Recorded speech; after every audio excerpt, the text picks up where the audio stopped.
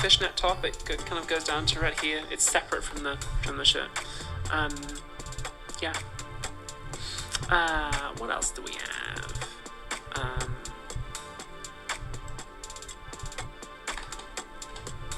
Oh yeah, so we had one from Stray Beast Den and Tanaka. They live in Russia.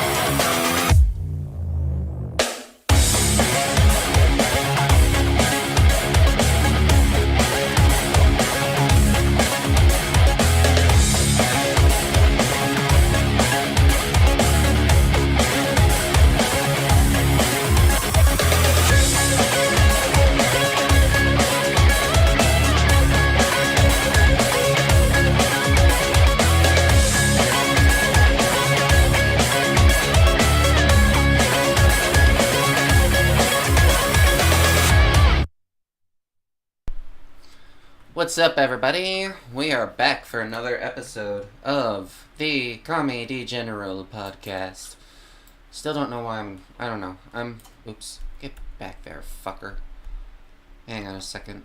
Need to fix my crap. There we go. Why does it do that? Stop it doing that. There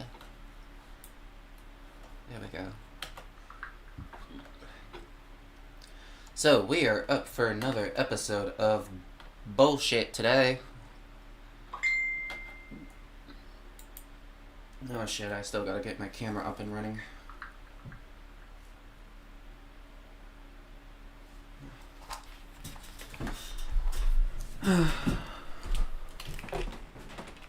Alright, get a fresh battery in here.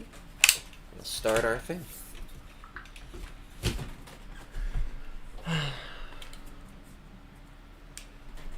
Actually, I'll just leave those there and take this one out.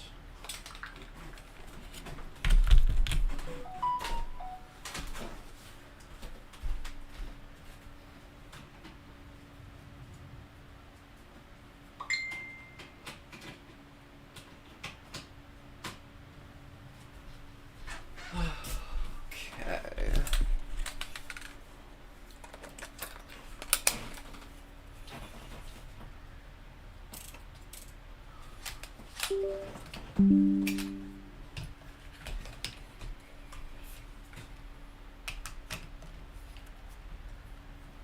Alright, we got our camera set up here. Our little Kiki cam.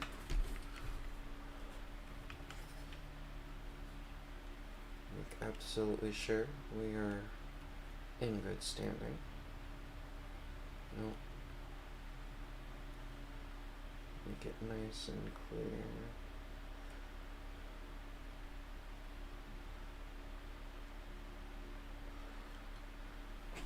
Look at that. Some nice detail on the microphone.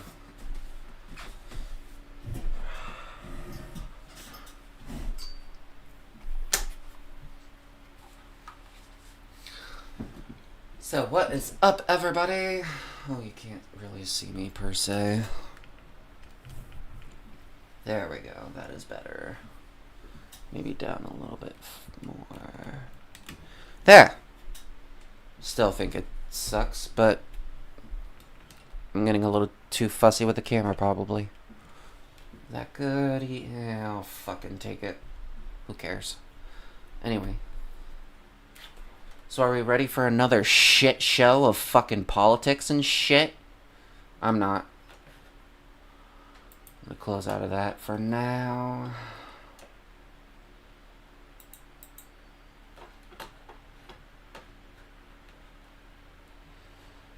Let's see. Oh, no, wait, I forgot. Can't go here for all the political news. It doesn't have that little tab, so it has to be Microsoft Edge. Sounds a little bit edgy. I'm not sorry for that bad pun. Don't like it, deal with it. Alright, let's see what we got here.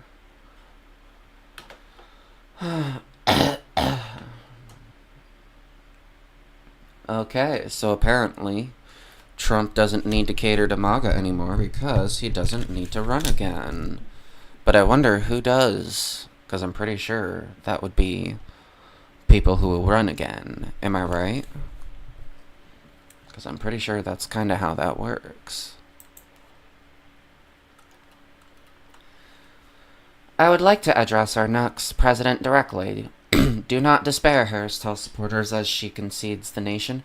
Congratulations on your convincing victory today, President-elect Trump, as you savor your win against a worthy opponent who outspent you and dazzled with star power. Please recall 4 things. First, Vice President Kamala Harris conceded as soon as it was clear that you had won. You never offered that courtesy to President Biden. Second, the very system that handed you this victory proved to be free and fair. Why do you trust it now when you spent the last 4 years calling it rigged and worse? Third, your inauguration will be peaceful and dignified, unlike the days leading up to Biden's. Keep that in mind. Finally, remember that since you will never run for elected office again, there is no need to appeal to your former base of MAGA Republicans, since your base is now all of the citizens of the United States. We are all looking to you to fulfill your promises of peace and prosperity. So, as it seems, she's basically pointing out the shit about the transfer of power from Trump to Biden, and now pointing out how things are going to be different this time around. Like there isn't going to be a Capitol riot or anything. I really dislike Donald Trump. His sexual behavior offends me. His rambling tirades can be senseless, so I voted against him, right? No, I voted against socialism, against political correctness, against the idea that government solves. So is that what this person's saying? I voted against socialism, against political correctness, against cancel culture. So things have to be pretty bad. So basically, this person, whoever wrote this David McCobb guy, is obviously a bad person. Why do we say that? He voted against political correctness, against cancel culture, and against the idea that the government solves problems, and against against socialism. So what's the alternative? Ethnic cleansing. Ethnic cleansing. Mass deportations. All because pronouns. It's so sad. A bare majority of American voters have sowed the wind, but our entire country will reap the whirlwind. In advance, I feel compelled to offer sincere sympathy to utmost regret to my children, to future generations, to the earth, and to all the world's nations that will ultimately experience the cataclysm of the next 4 years. Some of us really did know better, just not enough. Yeah. The losing candidate called and congratulated the winner. The losing candidate did not claim the election was stolen. The loser did not seek slate of fake electors. The president called the winner and offered to talk with him and help with the transition. The loser will not be encouraging a crowd of supporters to descend upon the U.S. Capitol and fight like hell. Yeah, that's fair. So far we have 3 legitimate letters to the editor, and then we just have a Nazi here. So, but yeah.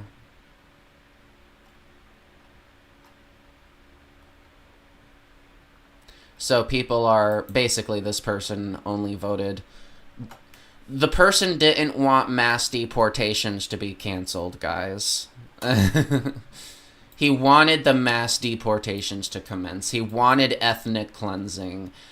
And he didn't want pronouns or workers to actually own the means of production.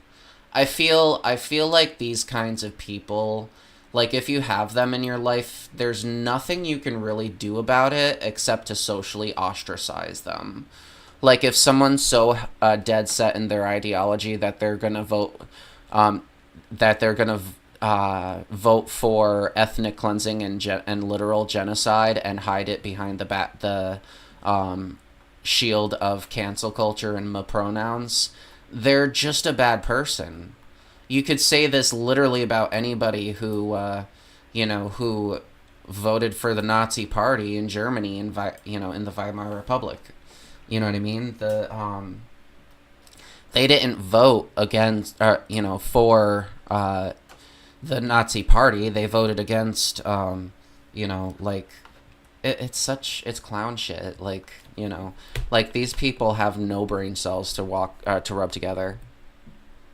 Damn it! Is my soundboard not working? Oh, it's not even loaded. Fuck. I forgot to make sure my soundboard was up. God damn it, voice mod. Come on. Stop being stupid.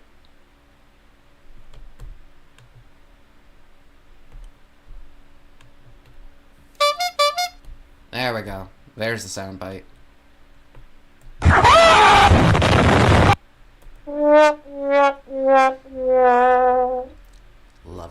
I support the gay matriarchy. Thank you, Bernie. Maybe he should run for president.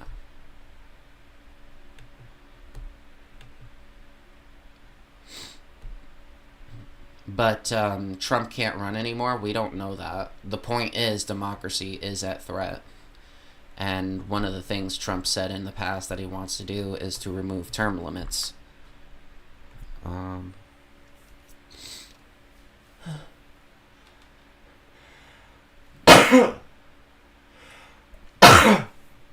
I'll be right back.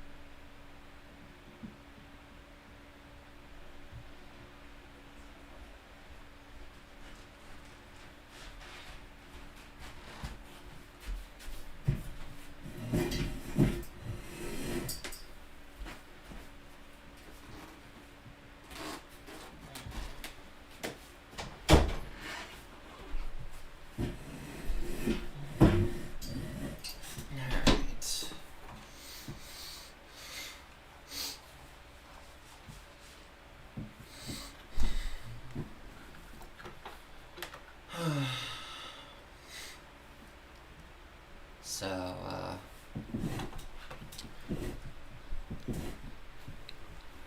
this is a pretty interesting one right here.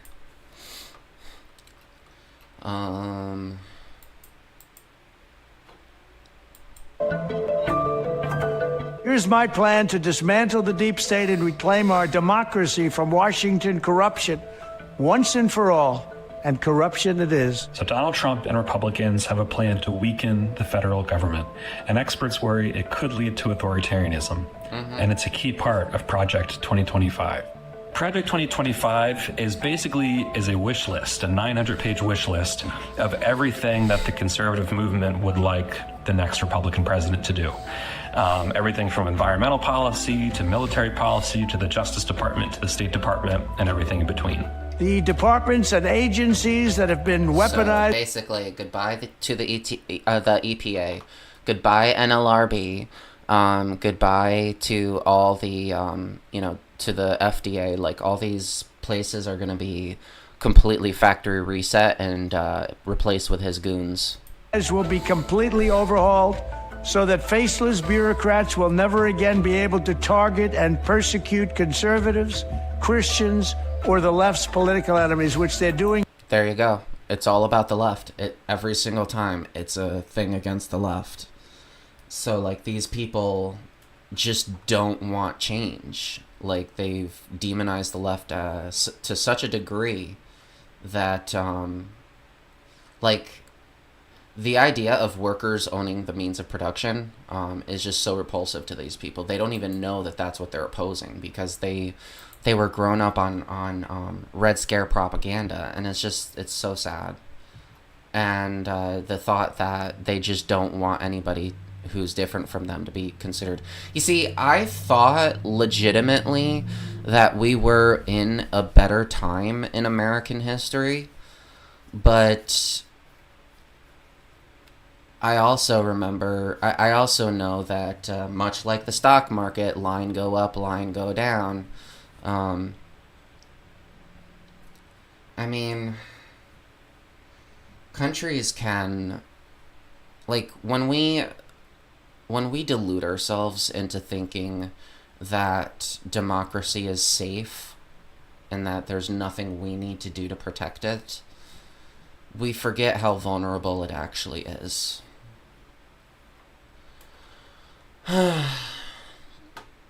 After former President Donald Trump was elected to be the 47th President of the United States this week, many women turned to social media to express their fears and frustrations about a second Trump presidency would mean for women's rights. Many women on TikTok specifically endorsed the idea of joining the 4B movement in response to his win. I'll be honest, I don't know if I'm kind of quite there. I mean, my wife and I, like, she is definitely a lesbian, and I don't know, I've been identifying myself as, like, bi, but it's, like, the idea of ever dating a man, just, like, knowing that if I ever dated a man and this shit like, what would the subjugation of women mean for trans women? It, especially in a world where being trans is also illegal. Well, it would open you up to a severe, for the same reason staying in the closet is very dangerous for trans people. Because let's say you get into a relationship with a guy and he turns out to be a really abusive prick. And let's say you defend yourself in any case. Well, in a world where you're in the closet and your family members would disown you, you know, the world we're leaving, apparently, then you would, then you would probably just lose your family or whatever, so, which is bad enough, and you don't want that, so you tend to be more submissive and more of a, more stereotypically feminine, like you voluntarily subjugate yourself more to this guy. In a world where being trans is illegal, now he doesn't have to threaten to out you, he can just threaten to report you to the police. And so you're going to do exactly as you're told, because what happens if you go to jail? Well, the transgender women are going to go to the male prisons where they will be raped, they will be physically and sexually abused, they will be subject to horrendous human rights violations just because half the country decided fascism was the way to go. And I'll be damned if me and my wife were to never work out for whatever reason. I'll be damned if I'm gonna date a man, and risk that being my fucking life. One post from a TikTok user said she broke up with her Republican boyfriend, based as fuck, after election night, and planned to join the 4B group. The post racked up nearly 2 million likes on the app. Doing my part as an American woman by breaking up with my Republican boyfriend last night and officially joining the 4B movement this morning, she wrote in the text overlay in the video. I say don't fucking go back. Ever. They want to vote for the subjugation of women, let them be incels. Another TikTok user said in a viral video that she believes the Democratic nominee, Vice President Kamala Harris, would have won the presidency if she were a man. Yeah, that's true. Y'all hate women that bad, she said, writing 4B movement ladies in the caption of the post. Both TikTok posts are part of a surge of post-election social media posts promoting the idea of a particular women's rights movement, which emerged in South Korea. You know how I knew? You know what my prediction was? I never really made it on stream, but I did say it to my fiance and my brother and my mother, why I think Kamala Harris isn't going to win. I still voted for her, but I knew she wasn't going to win. And that was, let's face it, we're America. She's black, and she's a woman. America's not quite there yet, sad to say. And sadly, I was right. Still voted for her, because at the end of the day, I'm not a fucking racist or a sexist, and I know what's good for what's best for this country, and it is not fascism. It's not ethnic cleansing. So yeah. So The 4B group, which champions a no-marriage stance, began around 2018 with the goal of rejecting gender norms that have historically and systemically exploited women. The name of the group stems from women disengaging from men in 4 categories, which all begin with the letter B in Korean. Bibong, Bishulson, Biyone, and Bisexu. The list translates to no dating, no sex, no marriage, and no child rearing. Based. 4 years, feminist movements in South Korea have worked to fight against various forms of gender inequality, such as pay gaps, gender-based violence, including the country's spy cam porn epidemic, and male-centered standards of beauty that place extreme pressure on women. That's just disgusting. Spy cam, porn, like, that is... Women in South Korea have also increasingly rejected the traditional expectations to become mothers due in part to misogynistic views about the burden of care often placed on women. Among other factors, the country has been a battling demographic with record birth rates for years.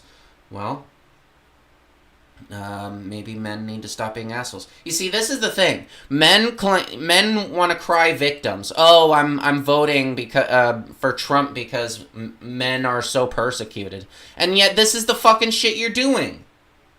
You wanna claim that the man bear discourse is what made you vote Trump or whatever shit, or what pushed you in that direction? That says more about you. Why is it that a good chunk of the population can be fucking insects to the other half of the population, just complete and utter shitbags, and then just collectively vote in a way that exonerates them and blames the victim? Like why? Why is it that because you're being called out for being a bunch of fucking, for the normalization of being raped, that you gotta, like, it's not on feminism to fucking change their actions. It's on you to look inside and find out, why the fuck are we this angry? Because you're basically saying vote Trump, or you're basically saying accept your subservience, or I'm gonna vote Trump. I am not going back in the closet because you think you're persecuted because I won't be around you for refusing to use my fucking pronouns.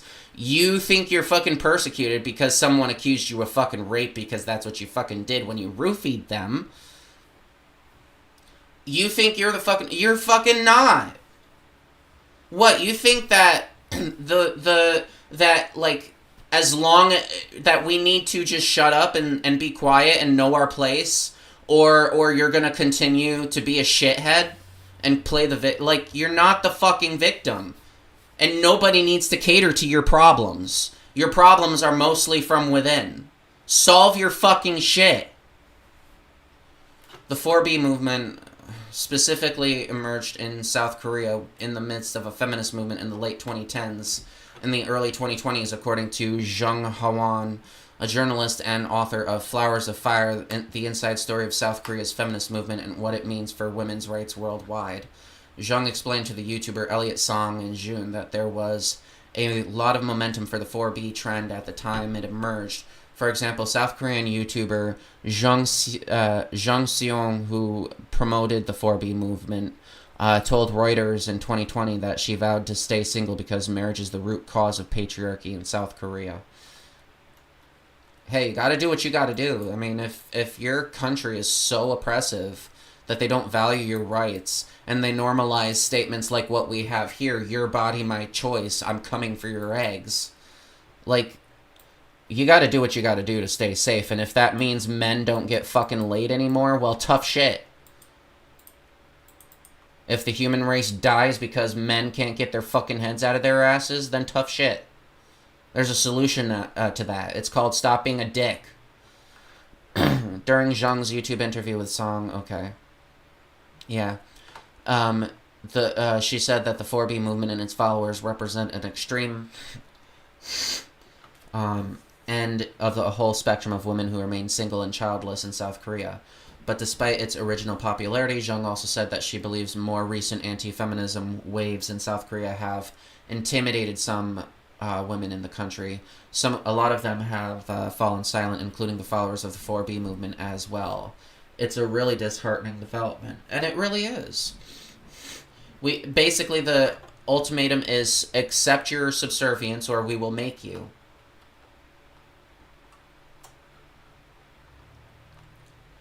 There's been an uptick in interest in the 4B movement since Trump defeated Harris in Tuesday's election.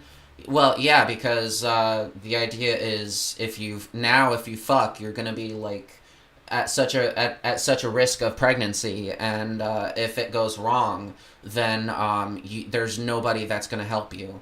All the parental mortality rates from the 1800s are basically gonna come back. It's a horrible situation we're in. And then you have all these douchebags out here being like, well, we're the real victims because we won't get fucking laid. You won't get laid because you're shitty. You're anti-LGBT, you support mass deportations, aka ethnic cleansing. You believe women should be subservient to you. You're a fucking clown. You're Untermensch. You're literally the devil. You're a demon. You're an insect. Many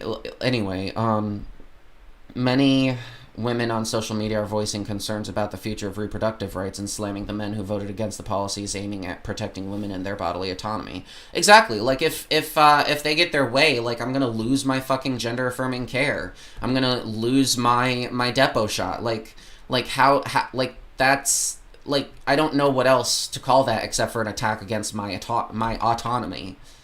They're also concerned for their safety in a second Trump administration. On Wednesday, far-right social media users on X shared their unfiltered misogynistic celebrations following the former president's re-election.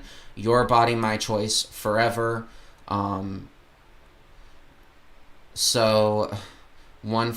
This is a rape tweet. Your body, my choice. This is basically the mindset of a rapist.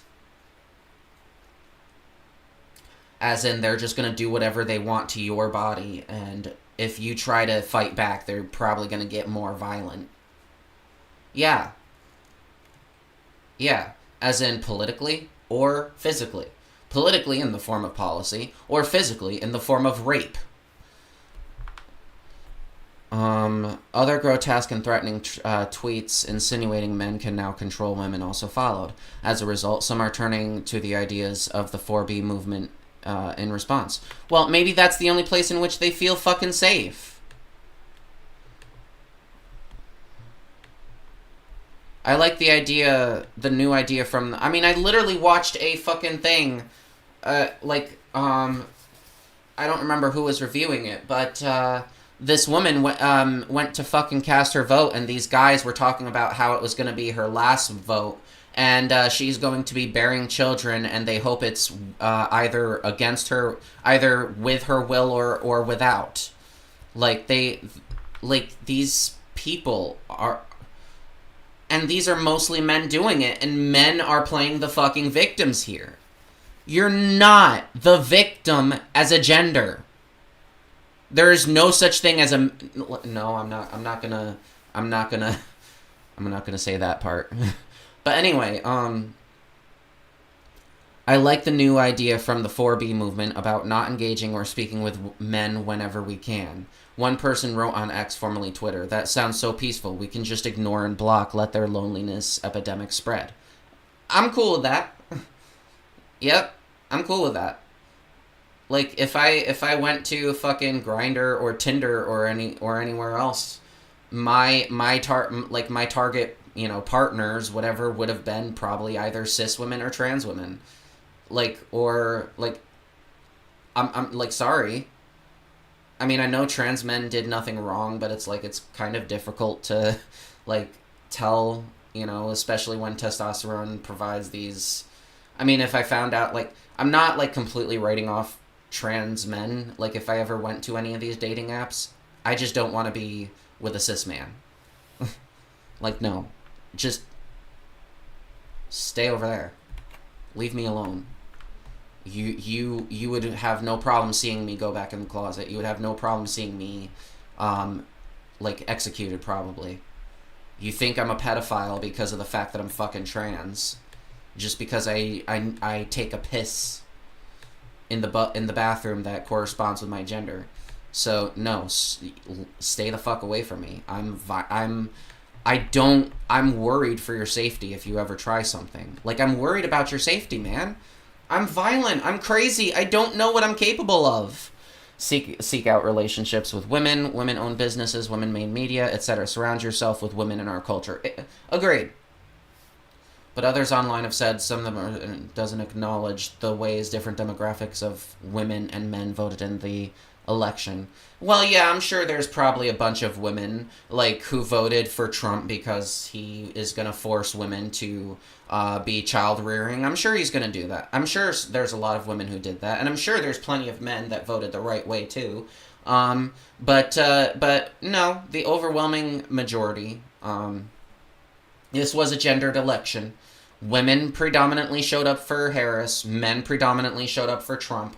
I wonder fucking why. And if you listen to Trump's acceptance speech and you hear all the crowd shouting USA, USA, it's all fucking men. It's all men. So I don't give a fuck if a small selection of men voted differently. Like, I don't care if you voted for Trump because, oh, I want my grocery bills to be, I want eggs to cost $2.15 instead of $2.30. I unironically don't care. You voted for mass deportation. You voted for the subservience of women. You voted for the eradication of LGBT people. This is what you fucking voted for. You can't. There's no hiding from it. And just going online and spreading these rapey memes about how it's your body, my choice forever, and I'm coming for your eggs. I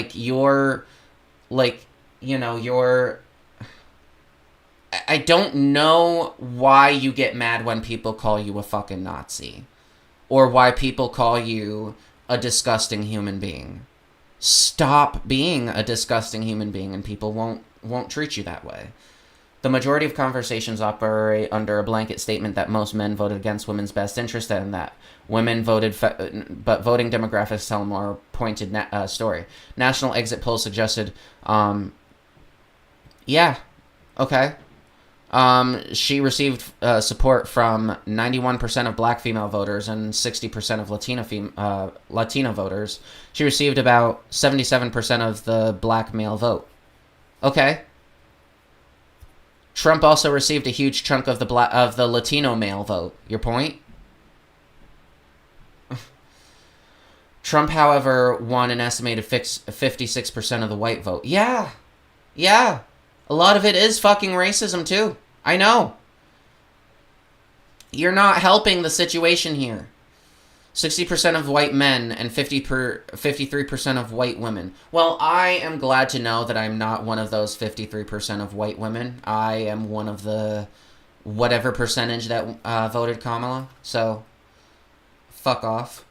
Per voting, black people are the most unified group in the country. One ex-user wrote, adding, our men are not who voted against us and our humanity. It was theirs. Yeah, black women don't need to engage in the 4B movement. Per voting, black people are the most unified group. Yeah, so.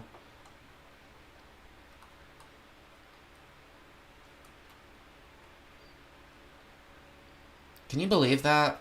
We still live in a society where we have to continue fighting for our rights.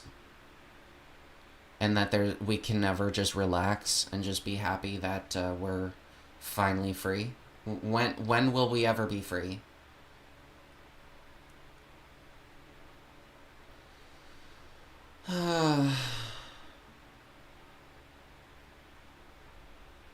Yeah, that's a good point. Other people on X pointed out that simply swearing off men after Trump's win doesn't address the white female voting bloc, which has often voted for Republican candidates. Oh, yeah. Unfortunately, white women do not like trans people. They do not like black people. They do not like Jews. White women are some of the most Karen-esque demographics in the fucking country. So I'm not surprised that most of them voted for Trump. I'm just grateful that in places like Florida, it didn't work out to their benefit. You still lost your rights, and you have to be oppressed just like the rest of us. So maybe vote against... Maybe stop voting for the people that are going to continue to oppress everybody. Stop it. I think that's a reasonable deal. Instead of hating trans people, maybe start realizing that you're being turned against people who are just as oppressed as you. And realize that the people who are claiming they want to protect you are literally spamming you with your body, my choice. Like, it's so great. It's so great, honestly. Like, the thing I love about this election cycle is all the fascists that have voted in favor of, that have voted for Trump, in order to, engage in, these disturbing politics of, like, we're gonna protect women. Okay? Are you gonna protect them from, well...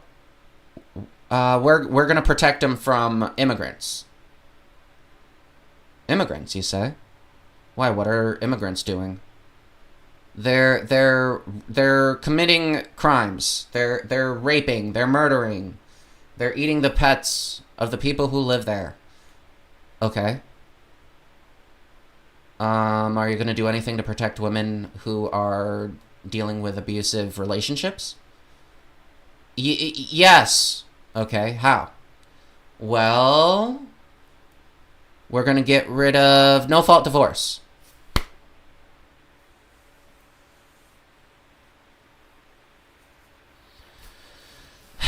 Go on, how else? We're gonna get rid of, the right to choose. Oh my god. So what you're saying is you don't care about women. What? No, I care about women. I just want them to be subservient to me. How can I protect them if they aren't by my side 100% of the time when I can take advantage of them whenever I want to? Exactly my point.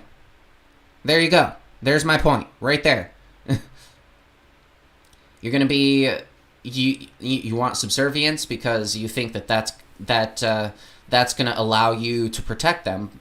But it really puts them in a position where they're vulnerable to you. You don't want to protect them. You want to have the monopoly on violating them. That's a big difference there.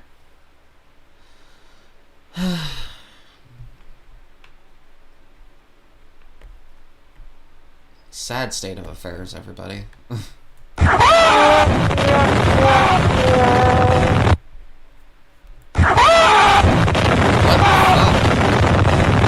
How come that one's like... Wait, no. Go back to my soundboard. How do I...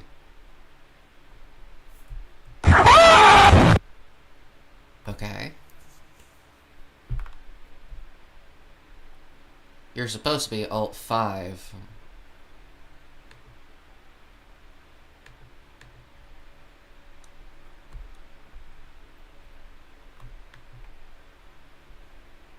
How do you, like... I don't fucking get this thing.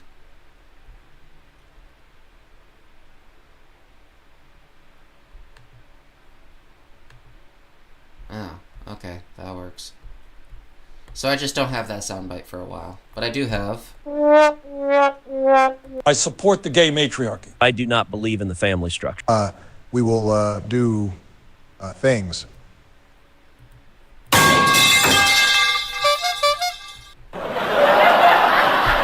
you go.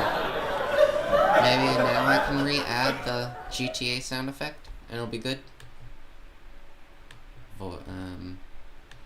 Sounds. I can't re-add it now. What's this one? Kamala's never gonna beat me in November. Donna's gonna make the country better than you can remember. Kamala Camel is never gonna be me in November. Donna's gonna make the country better than you can remember. Camel is never gonna be me in November. Hey, Margarita. Oh my god, shut the fuck up. Huh.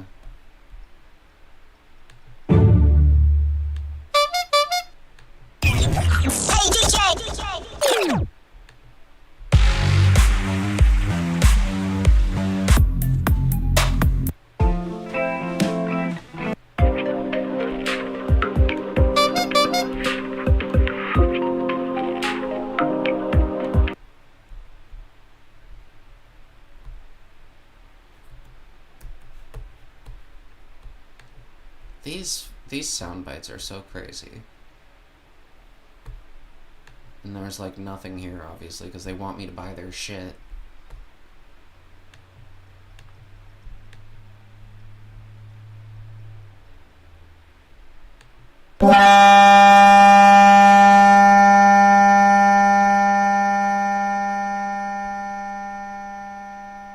I just got a lobotomy, apparently.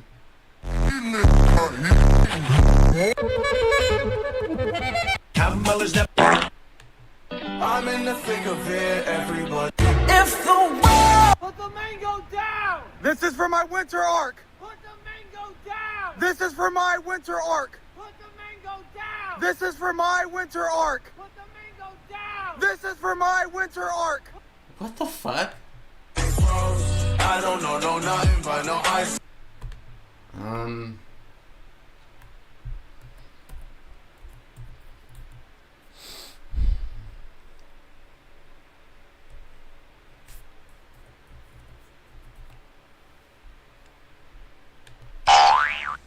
Oh, there we go.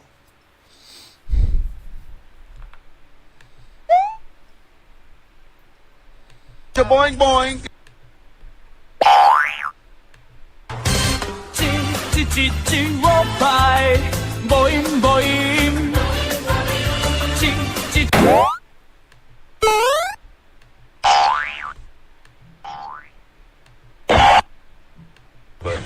I also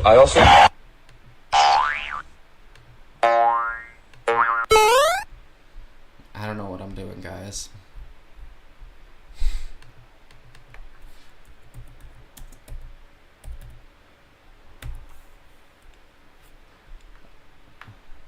What the fuck? I'll take it.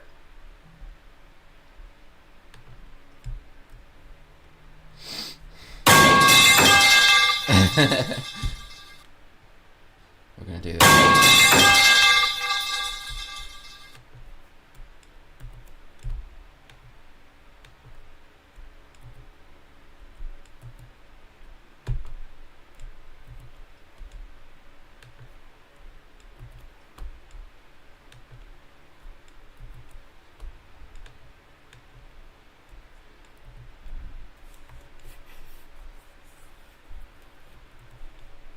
I love it. There we go. So, numlock I think I have to do. Oh, I can't use the... I can't use the... Why? That's so dumb. What the fuck?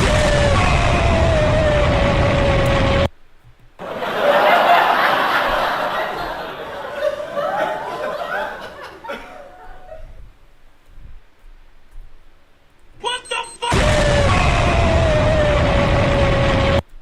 What the fuck? Oh, I gotta set it that way, otherwise it won't work. Okay. Ugh. I guess I'll use that then.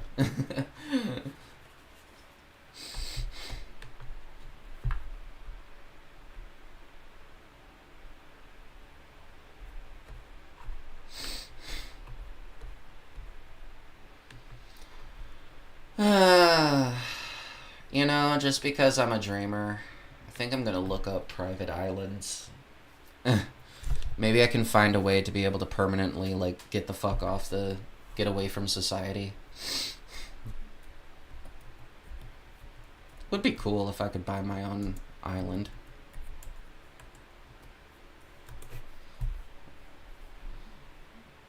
I know, I'm dreaming. I'm dreaming too much. What if I don't want to get too far from my home? So, off of New York. Just have my own private island and everybody stay the fuck away from me. Let's see. Only 160 million for this one.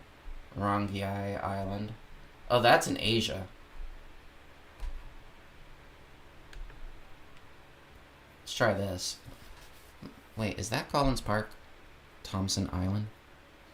Sold. Price upon request. Oh, so for this one, it's not too bad. I only need to try to get $1.5 million. Only $1.5 million, guys. This one actually might be a little bit more, like, if I work my whole life, I could probably, like, if I work my whole life and continue to invest in the company I work for, probably pull this off. Only $700,000. Be able to get away from you freaks over here in America. Y'all suck. If I could just live on my own private island and get away from you freaks, I'd die happy. You ain't redistributing that island. Bought that shit just to get the fuck away from y'all freaks. Voting for fucking Trump. What's wrong with you? Alright. Well, I'm going to go ahead and I guess I'll take a quick break, and then I'll be back. Yeah, so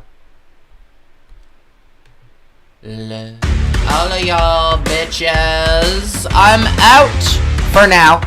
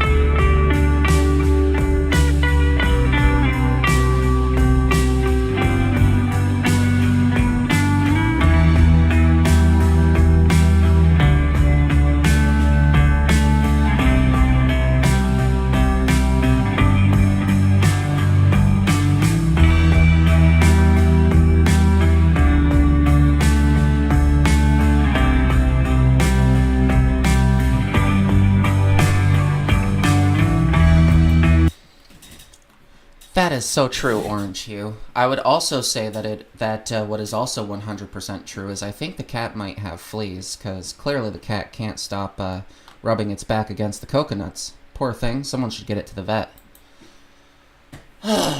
What's up, everybody? I am back. I got my coffee.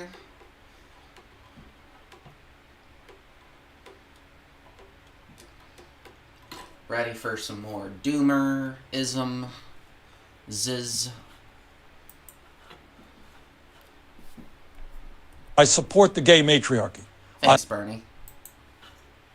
We always love you. We love you here at the gay matriarchy.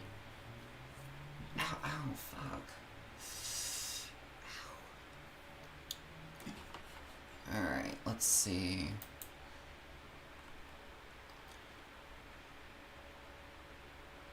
So, apparently, I don't know if I did anything about Peanut the Squirrel. But this is by Skeptic. I grew up in a house in the woods, and every autumn we faced a particularly strange threat. We would be walking through the forest and sometimes hear this swishing sound, like coming from the leaves overhead, and that was our warning to get the hell away from the nearest tree because we were about to get fragged by an acorn flung at our heads from a squirrel 50 feet above us. That's They all must die. right, squirrels are extremely territorial, so they will just 360 no-scope you with a nut just for being near their favorite tree. They threw the acorn so hard that they would occasionally dent our cars. So squirrels are assholes. They're like evil rats with fluffier tails and better PR. And that, my friends, is why I am personally glad Kamala Harris ordered the deep state to assassinate the Instagram star known as Peanut the Squirrel. Okay, I'm actually making this video on Election Day here in the United States. In part, I'm doing it as a way to not think about what's going to happen tonight and tomorrow. I'd like to think, everything's going to be fine. It's going to be a blowout because Donald Trump is a convicted felon with many rape accusations who is openly bragging about how he's going to be a dictator. But, I thought the same thing back in 2016. So, yeah, I'm going to spend today thinking about an Instagram famous pet squirrel. Yeah, that sounds about right. So the world's gonna end if Trump gets elected. But then again, I also felt that way before. So I'm gonna think about the clouds in the sky and cotton candy waterfalls and or no, isn't that bubblegum waterfalls and cotton candy clouds and shit? I don't know. You've missed the story because, unlike me, you are not terminally online. Allow me to fill you in. And just a content warning, no matter how stupid you think the story is going to be, you will not... I feel like I should claim that as a badge of honor because the fact that I heard about Peanut the Squirrel but didn't give two shits and a fuck because it was the right wing cynically bringing it up. Honestly, I didn't really know much. Learned a lot from the video, though. Not be prepared for how stupid it actually gets and how dark it gets. It gets very and to be honest, it does sound a little heartwarming. The little squirrel, it gets stuff and things, and they bring it back to health, and the squirrel gets attacked, and so they decide to keep it, and blah, blah, blah, blah, blah. So on and so forth. Stupid and very dark. Okay, Mark Longo is a man who lives in Western New York State and claims that about 8 years ago, he saw a squirrel get run over by a car and he noticed its baby, which is known as a kit, ran up to him and straight up his leg into his arms. So he took the kit home because all of the wildlife rehabilitation facilities were too busy, so he nursed the baby back to health and released him into his backyard. Unfortunately, the kit was attacked, so he and his partner decided to keep him as an indoor pet squirrel. Thus was Peanut born, as they filmed delightful videos of the kit wearing his silly outfits and eating his little snacks. At some point, they realized that Mark himself was hot. So the focus of the video stopped being Peanut and started being Mark wearing tight pants and flexing. This led to Mark starting Squirrel Daddy, an OnlyFans account where he does what OnlyFans models do. Way to get that nut, Mark. Peanut and Mark developed a following of millions of fans on social media, and so it came to the shop last week.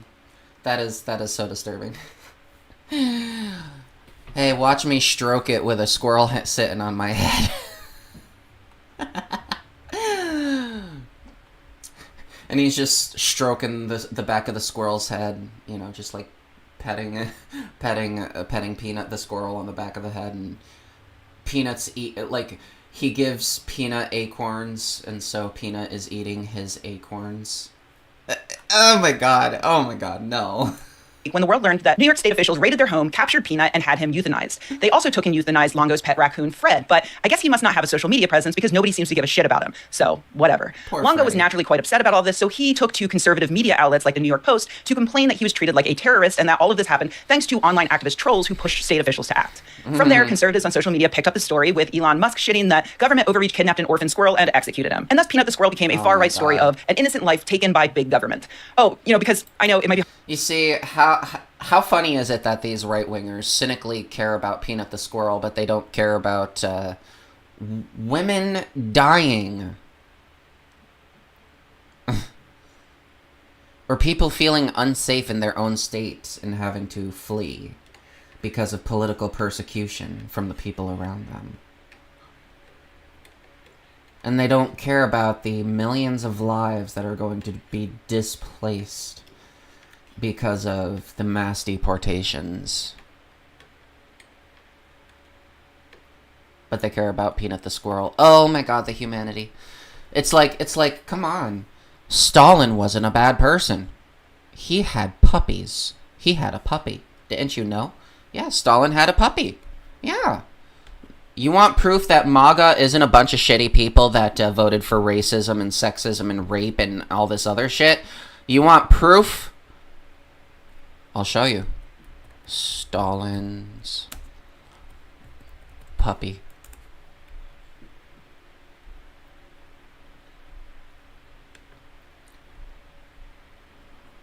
Wait, what? Oh, it was Hitler. Hitler had a pet. Dogs, cats, and birds. So therefore, you know, how could Hitler be a bad person? He had pets. You know? Yeah. I don't care about the genocide and the millions of people who were literally industrially slaughtered. He was a good person. He had pets. Likewise, I feel the same way about MAGA. They're not shitty people who are voting for ethnic cleansing and subservience to men and the oppression of LGBT folks. No. They're amazing people who have a heart for Peanut the squirrel. Be hard to remember these days when the Republican candidate for president sensitive. is bragging about how he helped put the government in charge of women's bodily autonomy. But Republicans are the party of small government. So they're very upset that the government overreached. They murdered this poor, innocent, fuzzy pet who did absolutely nothing wrong. Here's the thing. They are correct that little Peanut did not do anything wrong. Yes, squirrels are violent, acorn-curling jerks, but joking aside, I love animals. All animals. I even love squirrels. But my love of animals includes knowledge that most animals are not pets. And so we must accept the fact that Mark Longo did do something wrong. In fact, he did a lot of things wrong. That may surprise you, seeing as Peanut looks so happy and he managed to live indoors for so many years now. But there's more to animal welfare than just being able to get the animal to wear a cowboy hat for an Instagram video. I end all of my videos with a clip of my dog, Indy, and he always looks happy and healthy, and sometimes he too is dressed up in silly costumes. But what you don't see is all the stuff I do behind the scenes. He has an annual checkup at his veterinarian. He has annual vaccinations for leptospirosis and Borrello and influenza. That's the other difference why wild animals should not be kept as pets. Because one, like, you need a license to do that for certain species. And two, like, if you don't have that license, you can't get them the checkups they need because you'll be found out. And so you're basically, in order to protect yourself, you're basically harboring an animal that you're willfully neglecting by not getting them checked up because you don't want to get caught. Just get the fucking license! To prevent heartworm, fleas, and ticks. He gets a 3-year vaccine for distemper, hepatitis, parainfluenza, and parvo. When he displays odd behaviors, like last year when he suddenly had dizzy spells, he's fine, it was temporary. His vet sees him and prescribes him the appropriate medication. And most importantly, every 3 years, he gets a vaccine to prevent rabies. That is so important that the city of Oakland requires I show proof that his vaccine is up to date, and he wears a collar with his license number on it. Doggy daycares and groomers ask to see that proof before he's allowed inside. Why? Because rabies is highly infectious and almost 100% fatal.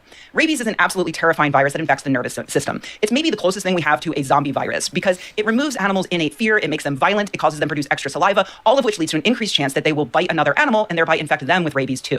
Rabies can infect all warm-blooded species, yes, even possums. In fact, when does rabies first onset?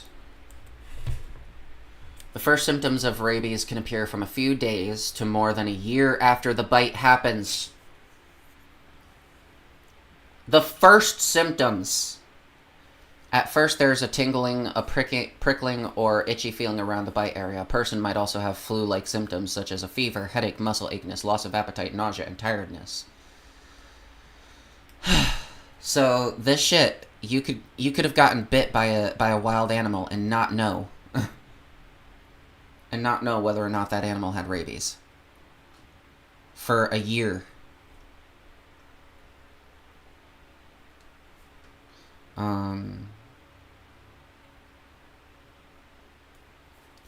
And, let's see. Mortality rate for rabies. 99% fatal, guy. Oh no. Oh no.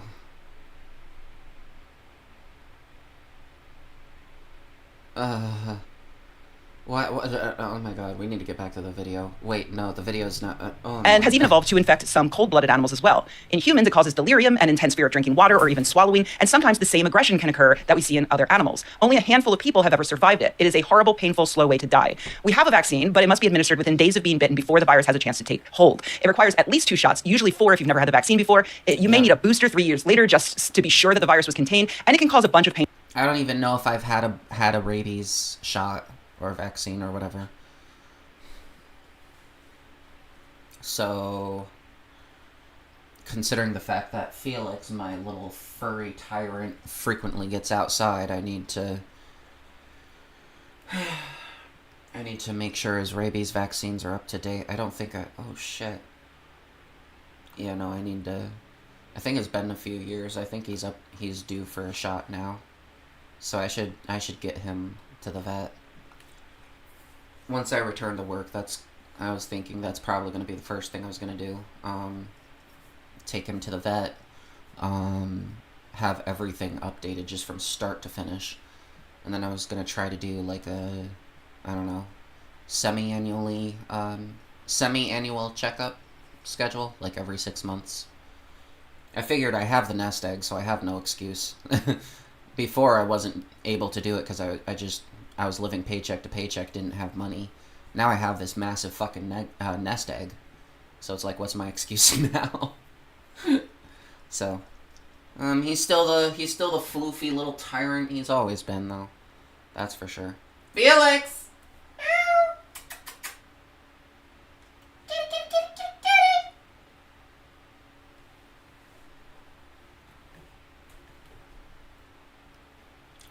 It's now time for me to be a tyrant to prove how much of a tyrant he is. I'll be right back.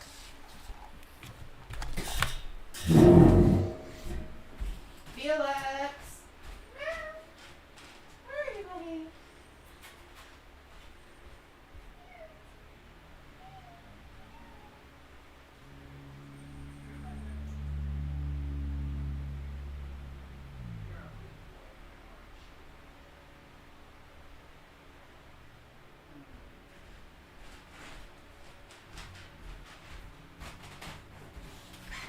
Yep, this is my little floofinator. He's my little floof ball right here. Say hi. Say hi, Felix. Ow. He's like hardcore shoulder cat. But he's my little puppy. Who's a good little tyrant, Is there a reason why you're here and not at the edge of the flat earth knocking stuff over?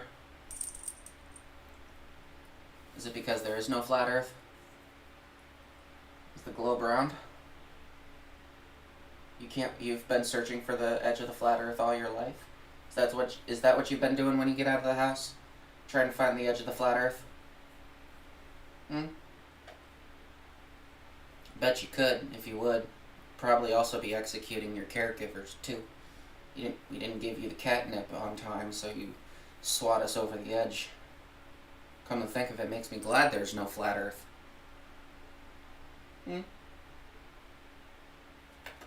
I disturbed him from his sleep. He was being a fat, lazy cat in my bedroom. Sleeping in Mama's spot. Kitty, kitty.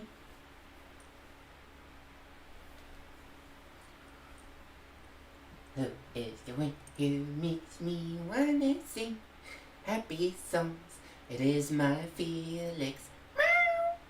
I love my Felix. Meow. Who's a good little boy? He is not happy with me right now. You can see it in his face. Homeboy not impressed. He's like, Mommy, can you put me down now? You can just see his face like right there. He is so not impressed. I love you, buddy. Your mommy's little bubby. Alright, I'm sorry for disturbing you. You can go play now.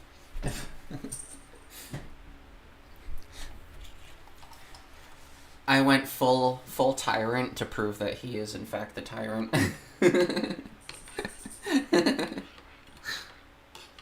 I'm so mean. Painful side effects. Oh, and here in the United States, it'll cost you about 500 freedom bucks to get. That's why most states, including New York, where Peanut lives, Gotta love them freedom bucks. I love it. Good old freedom bucks. Gotta make sure you got that money. Against keeping... Remember, because without money, you ain't got no power! I don't know what that was. I've got the power! Okay, I'll stop. Whoa.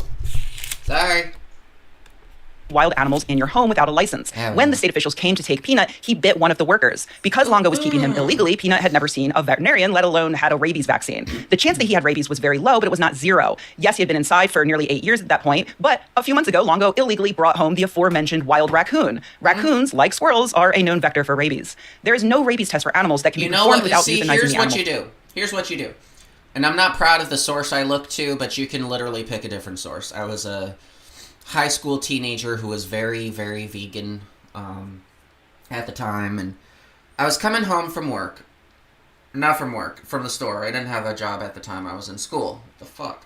Anyway, and I came across this groundhog that was walking in a funny circle, and I didn't know what the fuck was going on.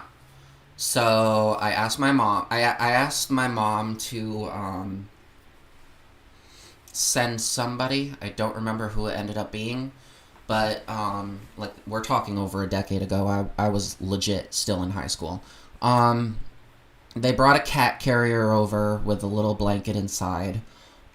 We got the groundhog in. We brought him home.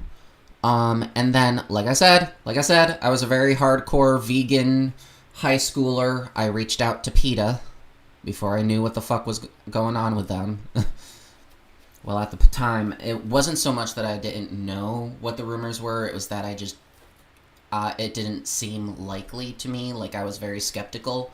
Like, I just seemed like people just didn't like them because of their protest style. So, it's probably just, you know, something made up. Like, I saw no evidence, nothing presented to me about what PETA has been doing. So, at the time, I trusted them. So, I called them over. I mean, I reached out to them, and they gave me some numbers to reach out to. And that's really all they did. They gave me some numbers to reach out to, and I got a hold of someone, and they came and picked up the groundhog. Same thing with a, there was a pigeon. It was a sick pigeon. And rinse and repeat. Reached out to PETA. They gave me a number to reach out to, and like I said, I'm not proud of the fact that it was PETA I reached out to because of the fact that I am, like I said, I was a vegan, a high school vegan, reactionary as fuck. I fell down some other rabbit holes too. I'm not proud of it. But I would probably go back to being vegan, but I would reassess my trust of PETA. So, but anyway. Yeah, so there's that. But that's really all you have to do. And it doesn't have to be PETA. Like I said, I was a dumbass teenager who was skeptical about the shit I was being told, except for religion. Yeah, that's true. I was also a very, very devout Catholic. But anyway, yeah, so like you can reach out to the ASPCA, like, you know, your Animal Protective Foundation. Like, there's so many places you can reach out to. Or if you don't want to do that, you can do something called get a license. You know what I mean? Because then you can actually start taking the squirrel to the vet, being able to make sure they're vaccinated, make sure they're healthy, you know, make sure it's legal to... Because I think, to my knowledge, when it comes to wild animals, I could be wrong, but the license is so that you can, like, it's a wild animal, you nurse them back to health, and you release them back into the environment. Like, you don't keep them as a goddamn pet. Like, I could be wrong, but can't you get your license revoked if you do that? Like, isn't that, like, illegal, per se?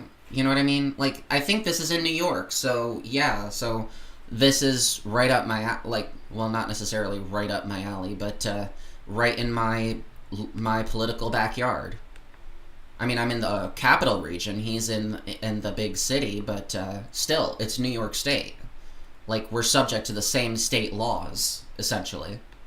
First, in order to definitively rule out the virus, you absolutely must have a cross-section of the animal's brain. Not so fun fact, I learned that when I was a kid because my beloved outdoor cat was dying and had to go to the vet, and we couldn't get the body back after she was euthanized because she bit the vet, and she didn't have a rabies vaccine, and so they had to remove her entire head and send it to a facility for testing. You weren't expecting the story to get this dark, were you? I mean, I warned you. So no, this was not a case of government overreach. This is a case of Mark Longo putting his own selfish desires for companionship or internet fame or OnlyFans money, whatever, above Peanut's needs. Here are the mistakes he made, in order. First, he should have called animal control or taken the case directly. That's another thing. Like, I know, I wasn't successful, and all 3 of them passed away. But when I realized that the poor health of my birds was not because of the move, this was after Snowball passed away, I realized, no, this is not due to the stress of a new environment. Something actually is wrong. I took the parakeets, the budgies, to the vet. I mean, it was just Bluey at the time.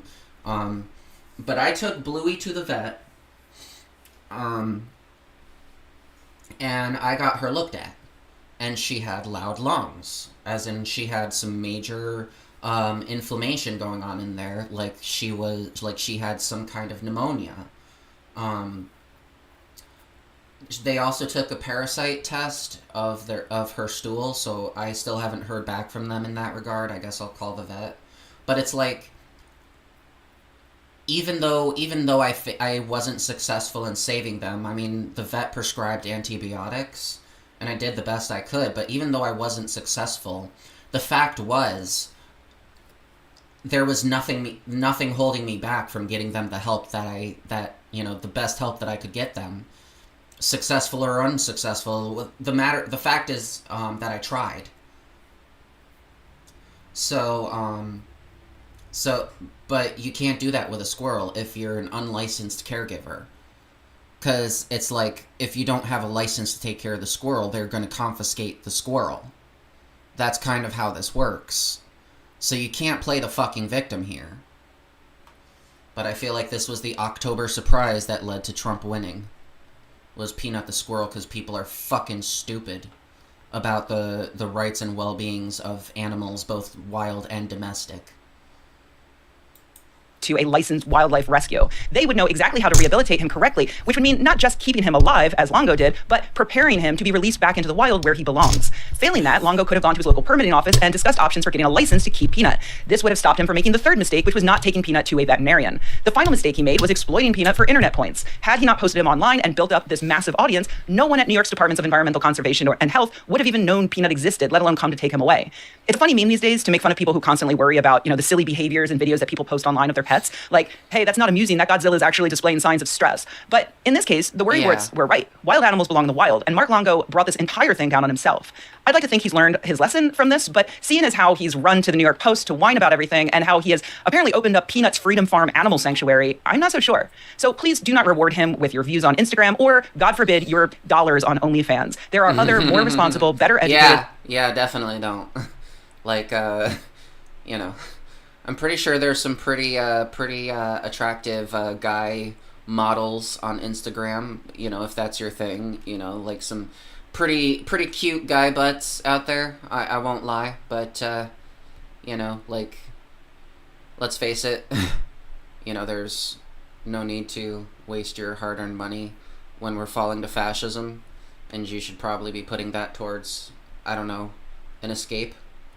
Like, don't look at big bouncy titties on fucking, on OnlyFans. Don't look at trans girls putting dildos up their butts. Just, like, go do things. Go touch grass. Like... yeah, so... oh, fuck, man.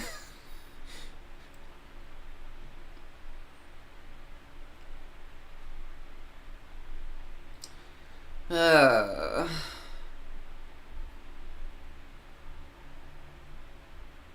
oh, Mr. Repsion, please tell me you're not on the... Warning, this story is going to enrage you. Hi, everyone. I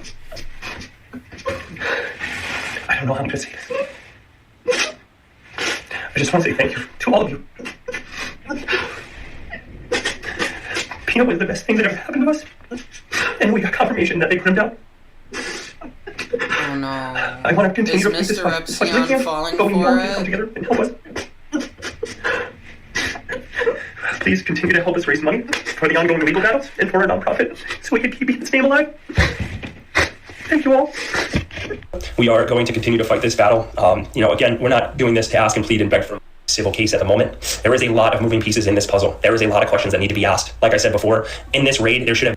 Specifically in New York, the environmental animal services group that allegedly protect animals, but that's not what they do. It's crazy to me that big organizations like this, right, that spew how important animals and the environment is, are always the first ones to do terrible things to animals. Have you ever noticed that? Like, just take a look at PETA. Whether you're on the vegan spectrum or not, PETA has been known to euthanize hundreds and hundreds of animals that it can take care of because they just can't deal with things properly, right? And here you have this family that's adopted this squirrel Peanut for 7 years because, for those of you who don't know, the mother squirrel was hit by a car and a baby squirrel was left unattended and was going to die. So this man took the squirrel in, named him Peanut, got him back to health after 8 months, let him back out into the wild. And what happened? The squirrel came back to its owner, to its father, and he had a broken tail. So he's like, well, you know what? The squirrel can't take care of itself, so I'm just going to adopt it. And Peanut became a social media sensation. This first squirrel in history to build over 1 million followers on TikTok. That's significant. A squirrel. This squirrel was personal, was docile, loving, cute. The videos on his TikTok speak for itself. I don't need to go into detail about how amazing this is to have an opportunity to raise a squirrel like this, but to have one so spunky with a personality and a character, right? But it was illegal. It was illegal. He was supposed to... You're supposed to have a... Like, Mr. Repsion, I have mad respect for you, right? I've pretty much spent my 20s on your content, all right? I grew up on your shit. I love your shit. Mad respect. I want to engage at this in good faith. Like, if you see this, Mr. Repsion, and you want to discuss this, like feel free. Like, I have respect for you. We can engage in good faith, and we can talk. But is it legal to keep wild animals as pets in New York State? So animals not allowed as pets. You can't keep the following animals as pets: wolves, foxes, coyotes, hyenas, dingoes, jackals, and other undomesticated dogs. Lions, tigers, leopards, jaguars, pumas, panthers, mountain lions, cheetahs, cougars, bobcats, lynxes, and other undomesticated cats. Illegal pet. So you can keep the following animals as pets. So, domesticated cat or dog, rabbit, horse, gerbil, hamster. Yeah, horse. Apparently you can keep a horse. Gerbil, hamster, guinea pig, chinchilla, and other small animals. Parakeet, parrot, pigeon, canary, hen or female chicken. Is that why at 5 o'clock in the morning I keep hearing... Non-snapping turtle larger than 4 inches. Certain reptiles, honeybees.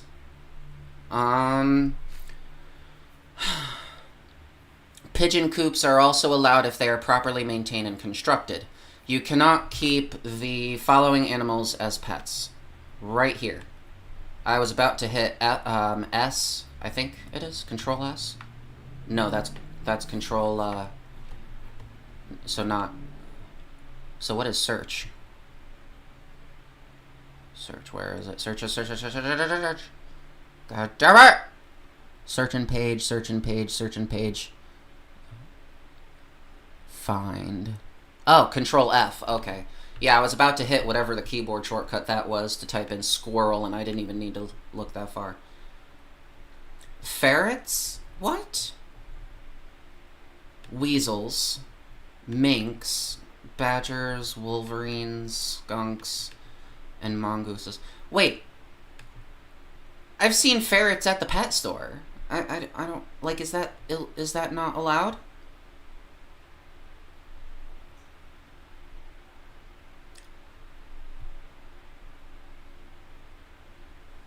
So, okay.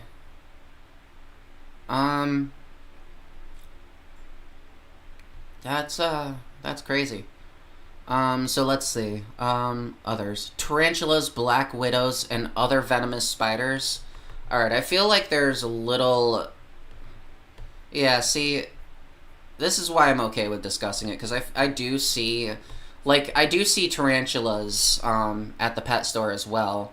Does it say anything about scorpions? Because I definitely know I see scorpions. No. Tarantulas, black widows, and other venomous spiders. Monkeys, apes, chimps, and gorillas. Vipers, cobras, pythons, anacondas, and many other snakes. Alligators, crocodiles, snapping turtles, and other turtles less than 4 inches in length.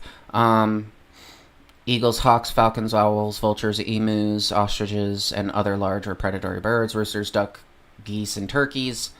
But you can keep chickens. Yeah, sure. Bees other than honeybees. Hornets, wasps, and other venomous insects.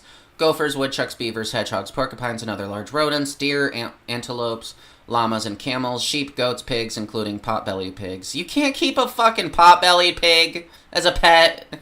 Isn't that the whole fucking point of a pot-bellied pig? Like, I'll be honest, Mr. Epsilon. I think our laws are fucking dog shit. As you can see me going over this, I'm kind of complaining about all this. I think it's stupid. But at the same time, in terms of, like, I feel like a lot of the ones listed here, there might be some nuance that they're not actually, like, full stop. Like, we have a place up by, like, not too far called The Zoo, but it's actually, like, a pet shop, and it's, a crocodile. They have a crocodile there. A little baby crocodile. It's, like, this big. Yeah. You gotta have a license to have one there. But it's, like, tarantulas. Like, I dare them to say scorpion. But this is, this is nyc.gov. So this is in New York City. This isn't statewide.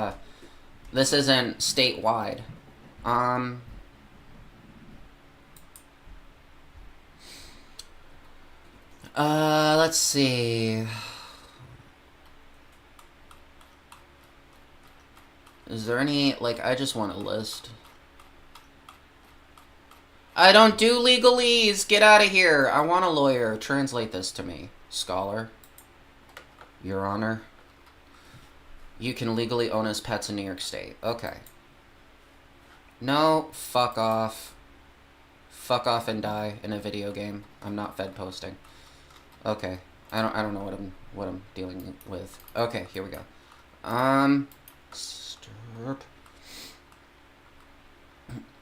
You can legally have as pets, okay? This is according to BigFrog104.com. I don't know how, Okay. Looking for an exotic pet in New York State? Here are 8 animals you can legally have. Sloth. I think everybody, like, if you have a boyfriend, then you don't really need to get, like, a literal sloth. I think you have a sloth as a pet.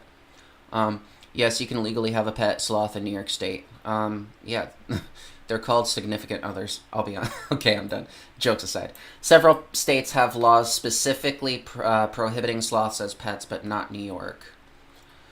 Kangaroos. Red and gray. Yes, gay as well. We love the gay ones. We love the gay kangaroos. The gangaroos. There we go. The gangaroos. We'll figure that out. We'll workshop it. You know, because, as Bernie always says... I support the gay matriarchy. Thank you, Bernie.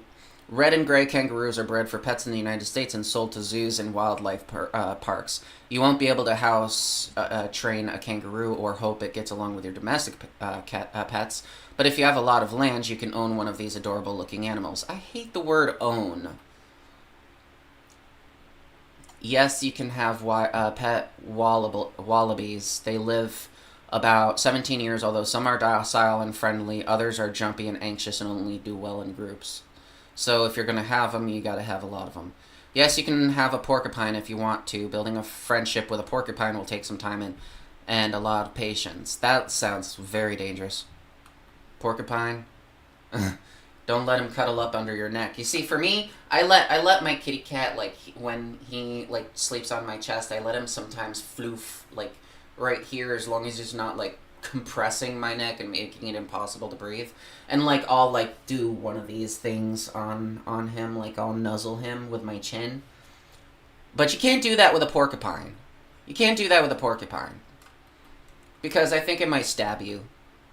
Be like, don't you nuzzle me with my chin, bitch. With your chin, bitch. I'll stab you. and then you try to do it, and it's like, ow, ow, ow. Oh shit, you're definitely a lot more aggressive than you look, you cutie. Let's see. Yeah, lots of other things that look completely fucking terrifying. This one looks like it wants to eat your jugular. This one looks like it's about to, like, bite off your nutsack. I mean, I can't complain. That's free bottom surgery. Natural bottom surgery, please. Alright.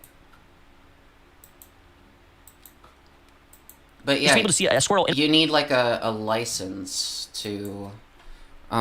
can you keep a secret? What the fuck? When did I don't know. Oh, maybe it was a movie I looked up. Anyway, I don't remember. I don't remember a lot of shit. Can you keep a squirrel as a pet in New York if you have... I should specify New York State, because if I say NY, they're going to default to New York City. That's the one thing I hate. When everybody thinks New York, they think New York fucking City. It's not just New York fucking City. There's a whole, like, does anybody remember that I mean, I know it's hard to remember because the governor spends all her time in the big city, but the capital of New York State is Albany. And yet everybody thinks New York City when they think New York. But the capital of New York State is Albany, New York. Unless they changed it. Did they literally change it to New York City? I don't know. Capital of New York. Yeah, Albany. That's the governor's mansion right there. Albany is and I've actually personally been inside that building. It's very beautiful. Is the capital and oldest city in the U.S., state of New York, and the seat of, and most populous city in Albany County. It is located on the west bank of the Hudson River, about 10 miles south of its confluence with the Mohawk River. Nicknames Smallbany. What the fuck? I've never heard that one. But then again, I don't live in Albany. I live to the north. To the north of Albany, so... But yeah, so that's that. If you have, wait, license. Of course I misspell license, because I'm a fucking dumbass. In New York, where Longo and Tyndall from the Squirrel Rescue, live squirrels cannot be pets. If you find a squirrel or other animal that needs help in that state, you should find a licensed wildlife rehabilitator to take care of it and ultimately release it back into the wild, Tyndall said.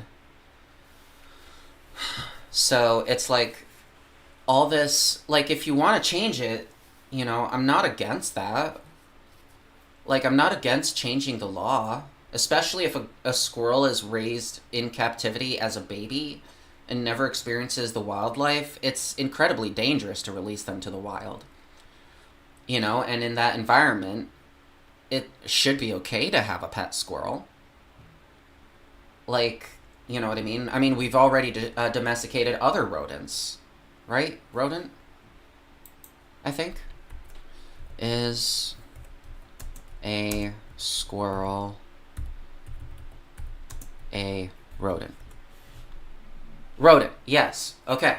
Yeah, so yes, we've domesticated other rodents. We've domesticated rats, mice, hamsters, gerbils, I think sugar gliders are sugar gliders, rodents, marsupials, never mind. So yeah, but either way, my point still stands. We've domesticated other rodents, so I don't see a reason why squirrels, like, there's plenty of potential for, like, a squirrel to be a decent companion pet, you know what I mean? But at the moment, they're just not that way, you know what I mean? And you can't force them to be that way. The only situation I can suggest is, or think of is, like, if it becomes legal, you end up in that situation where this couple were, and they had Peanut the squirrel. Peanut the squirrel could, in an alternative reality where it's legal, Peanut the squirrel could then, someone else may have ended up in your situation, but their squirrel was female, right? Because I think Peanut was a male. And then they breed, and then you have other squirrels that are raised in captivity, and you give them away. You know what I mean? You domesticate, you selectively breed, etc., etc. And that's a way in which you can start domesticating rather quickly. I mean, but it has to be legal to do it first. Like, if it's not legal, then you know what I mean? Like, I understand the idea that stupid laws exist and should not be obeyed. Trust me, I do not intend on going back into the closet if the government decides to make being trans illegal, and I do not intend on ceasing to use the bathroom of my identified gender. If that becomes illegal too, I will not stop doing that. I do not care. There are laws that are immoral and should not be on the books. But when it comes to animals, it's a very different approach. There's a lot of nuance to it, and it's not as simple as, well, Peanut was a beloved pet, and so nothing bad should happen. I agree, Peanut did nothing wrong, and he should not have been euthanized or executed, as some people say. But at the same time, like, when rabies has a 99% fatality rate, like a 0.1% chance of getting it is too fucking much. And so obviously if you're going to get bit by a squirrel, then you are going to want to test it for rabies. And I guess are there rabies tests that do not involve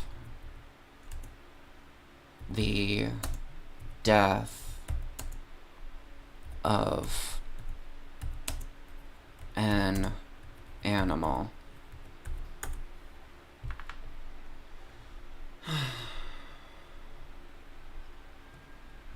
So this is sad. The testing of an animal that has died or has been euthanized is the only way that rabies is accurately and definitively diagnosed. Now, I question whether or not this is true. It could be just a cop-out. Like, I do feel like that if you're, there should be a way to, like, swab the saliva. But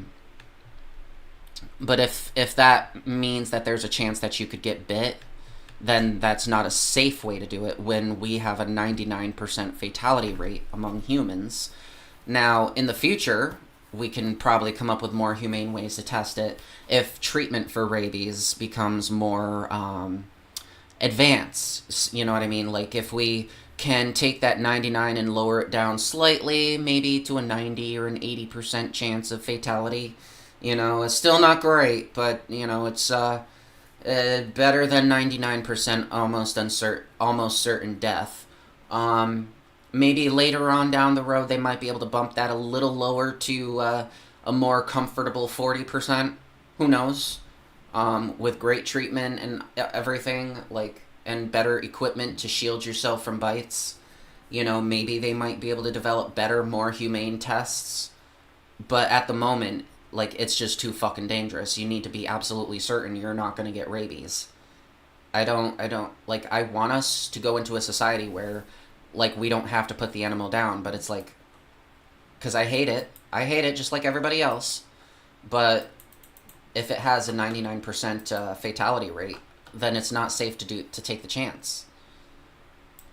Interact in ways that we haven't really seen a squirrel interact with humans. Because it is a wild animal, but it's an innocent wild animal. This squirrel's not going to do anything to anybody. The government busts down the guy's door, gives him a search warrant, searches his house, and allegedly, they claim, the government, of course, which, how much can we actually trust of them? The government, one of the officers apparently was bitten by Peanut the squirrel, which is why they took the squirrel and the raccoon, which I don't know why they had to take the raccoon, and euthanized them.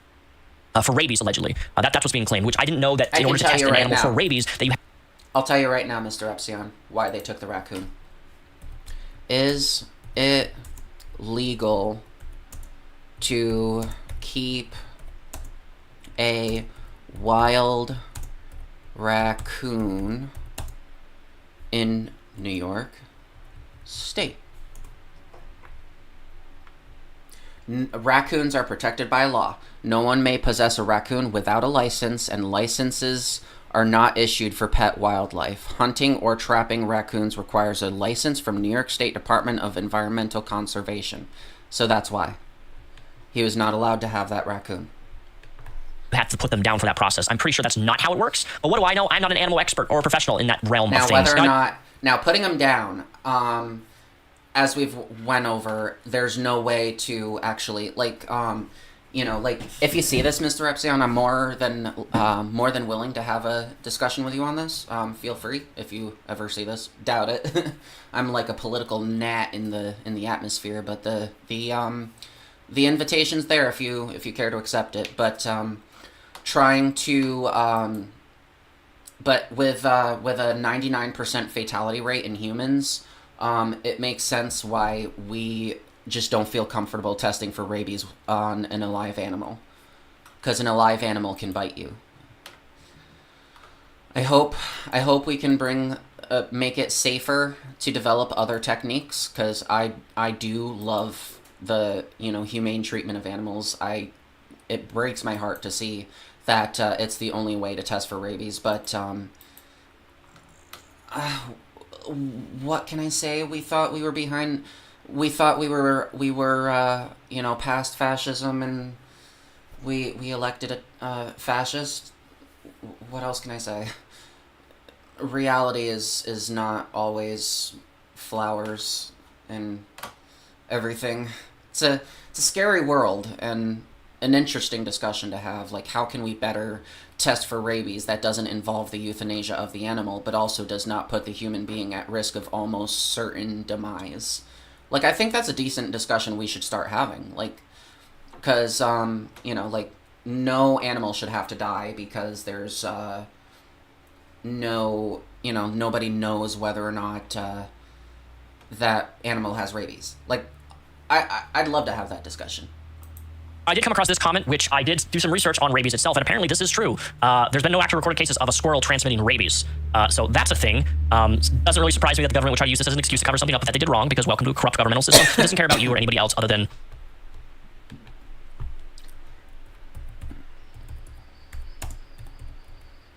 Squirrel transmission of rabies.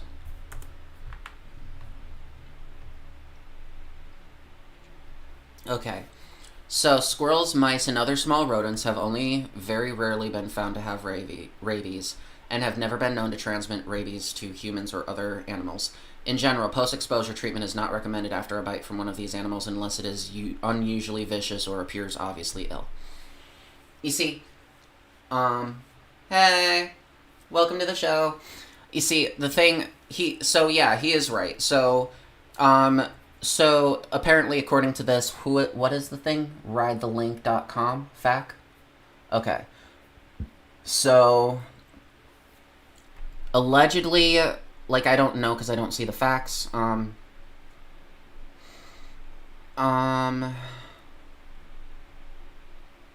So basically, I guess squirrels can, transmit,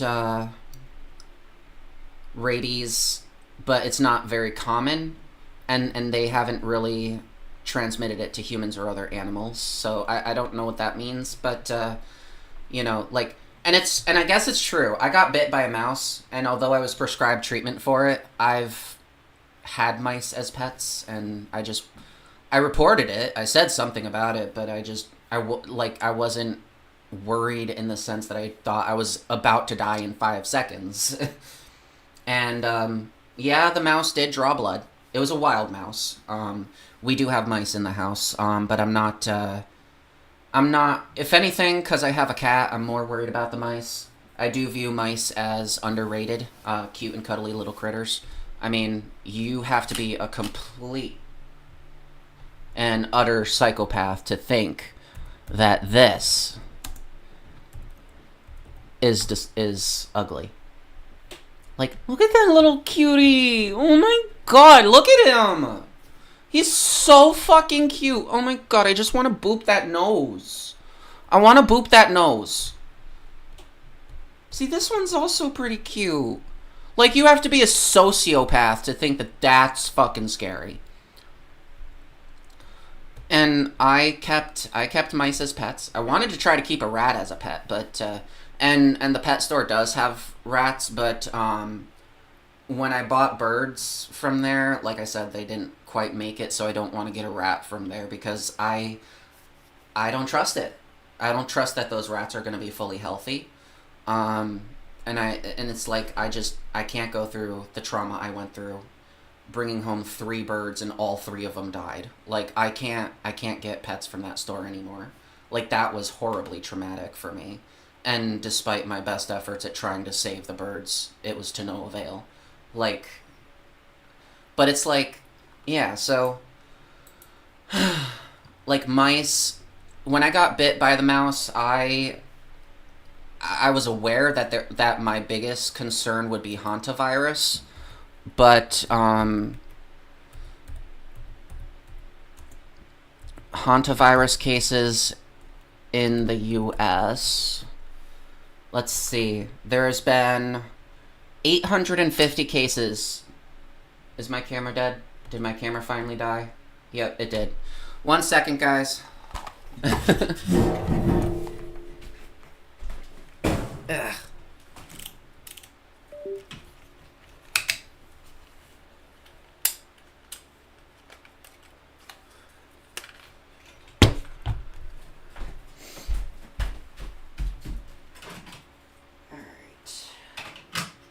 Battery. Oh, I love my replacement batteries. No more back and forth from laptop to camera. Great investment. Which officially makes this a $1,300 setup. There we go. Alright guys, we're back. But yeah, like, so yeah, 850 cases of hantavirus were reported in the United States since surveillance began. Now I'm going to go ahead and calculate the average, the per state average, so per state per year, that is, as of the end of 2021. So 1993, let me get my phone out because I am fucking lazy.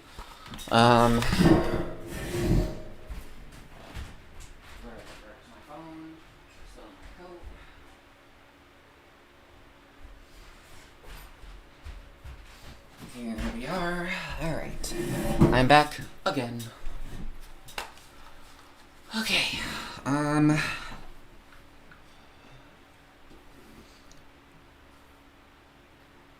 C'est parti.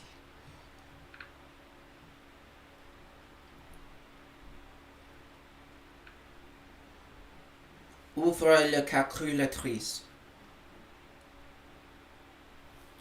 J'ouvre Samsung Calculator. Okay, so first number we got is 2021, but there's an asterisk next to that. Where's that asterisk?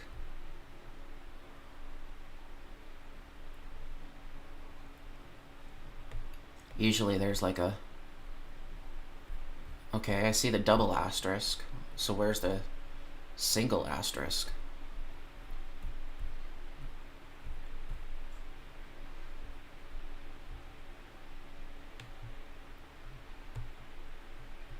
No cases in 2022, in New York State, that is. Seems like the cases all seem to be in the Southwest, or in the Western United States in general. There was one case in New York in 2020. Nothing in 2019. Nothing in 2018. Nothing. 2 in 2017. Jesus, that's an epidemic right there. None. But oh my God, 8 and 11 in New Mexico and Colorado respectively. Jesus Christ. 6 in Colorado, 4 in Montana, but nothing in New York. Did I? Okay, no, there wasn't anything in 2016. But basically, let's go ahead. 850. We'll say, what year? 2022 minus 1993. So that's 29 years. So we're going to do 850 divided by 29. So now that is per year, and then we're going to go ahead and divide by state, how many states there are in the Union, which is 50. So that's basically a half a person, a little over half a person per year per state. So it's like, I get, so yeah, I can see where he's coming from in terms of no reported cases, but at the same time, that's one of the reasons why we can have discussions as to how we can better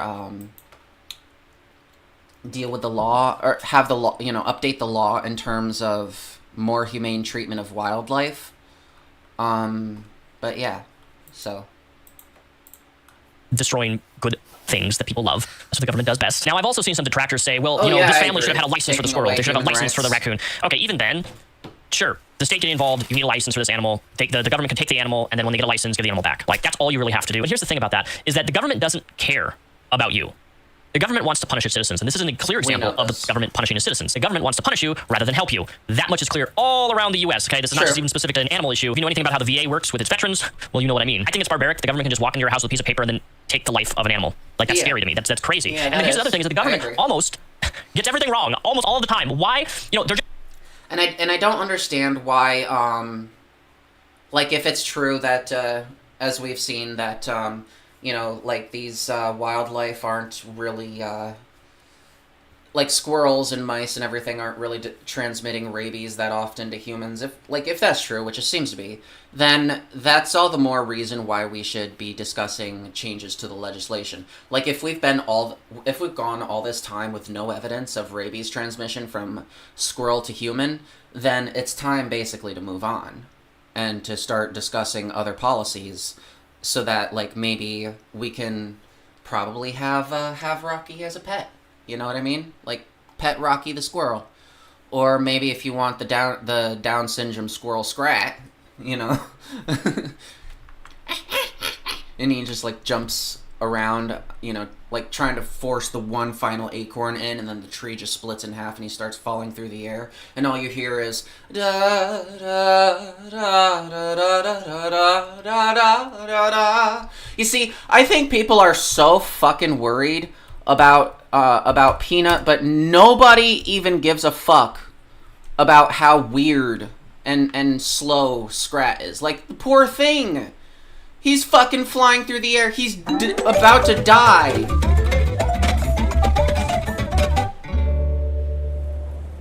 Like, here he comes. He's running through the air. He's running through here. Like, this is... The squirrels are bringing it on themselves, guys. Look at him. He's so dumb. It won't fit, dude. Don't do it. No! It's gonna break the tree. You goddamn rat. He looks... Oh, no. Forgive me, it didn't break the tree in half. It caused everything to circle down the thing. But yes, this is it. This is it right here.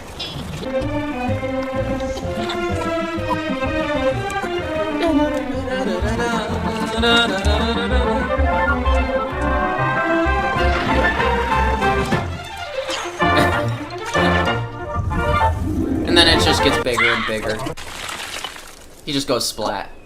Oh no! Oh no.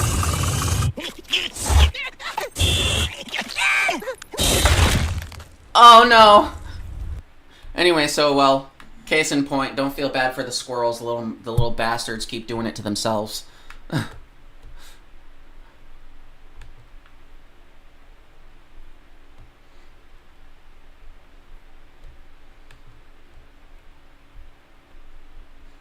Let's see. Okay. No. C'est mon abonnement.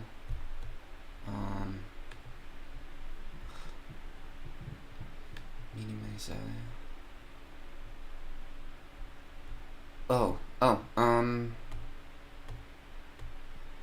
Pensée, actualité, en direct, bulletin de vote, actualité.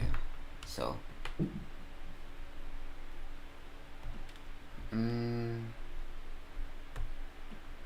Histoire.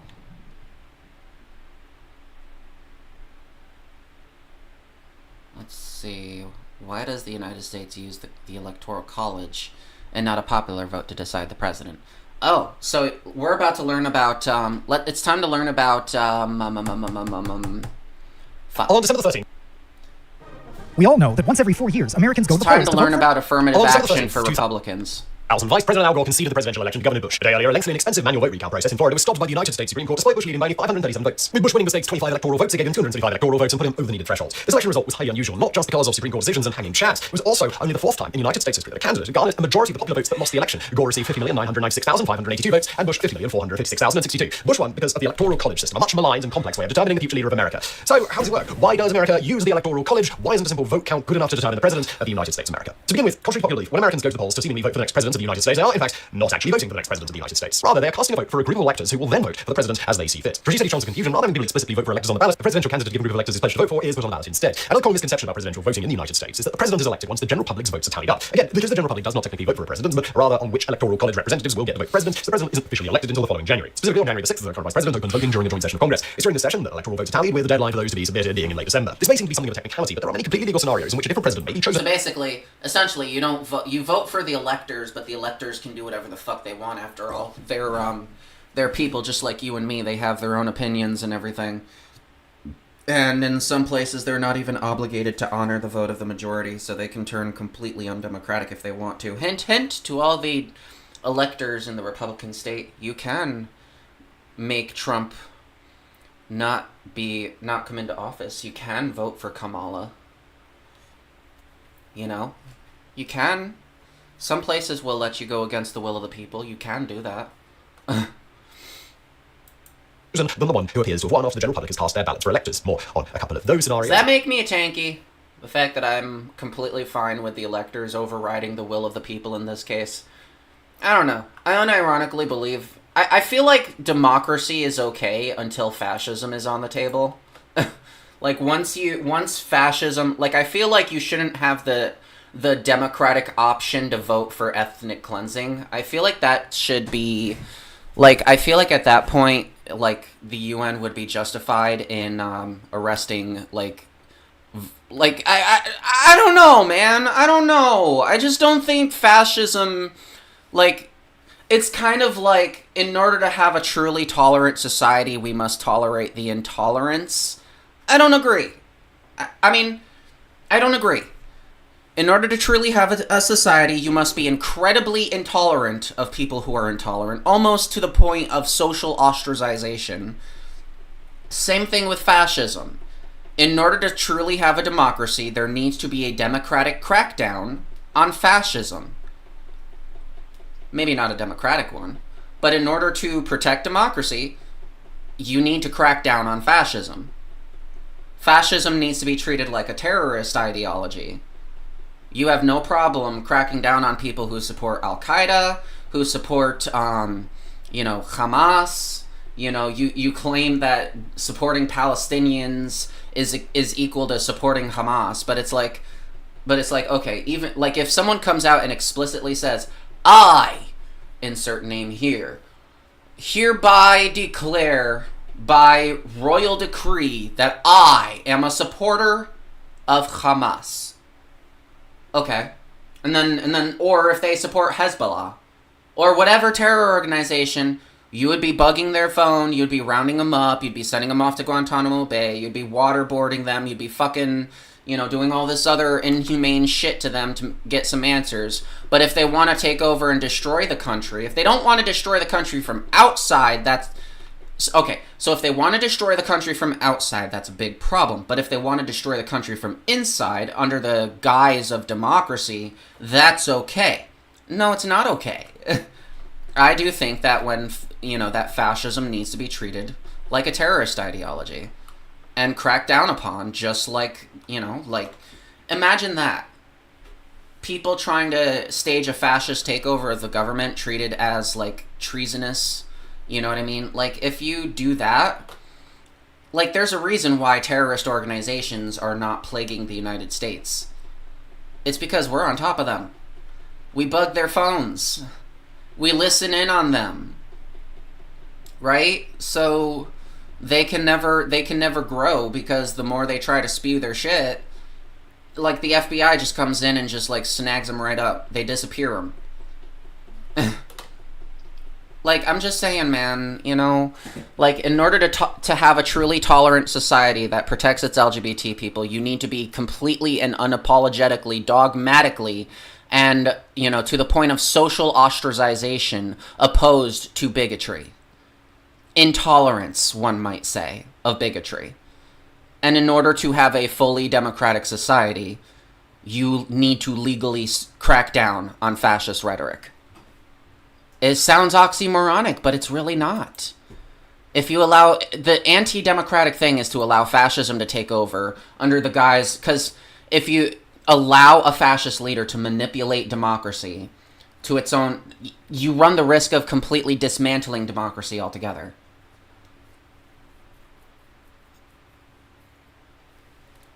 So, yeah. So, no.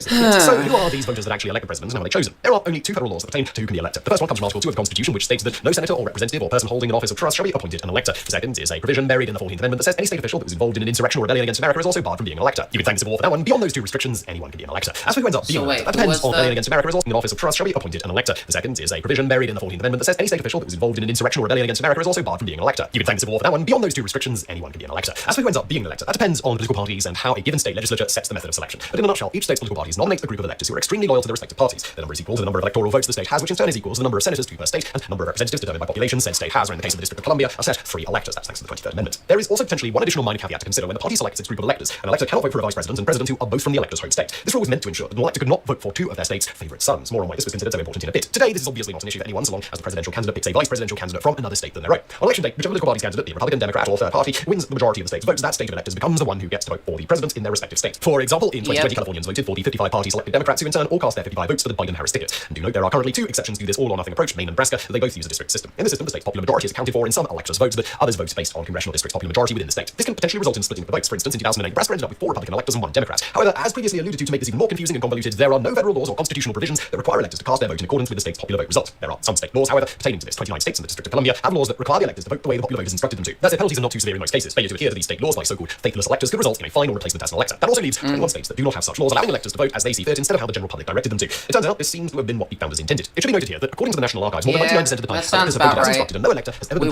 we want a system, a branch of the government that will override the will of the people. It's called the Supreme Court, and also the Electoral College. 2 different parts of the government. Sounds about right. And it's like, oh, you honestly are stupid enough to believe that the Electoral College is part of the government? Well, I don't think it's stupid, but I will gladly die on that hill. They got all the protections of state employees. You know what I'm saying? They conduct their, yeah. They're already state employees. They can be appointed electors. Any human being can be appointed an elector. As,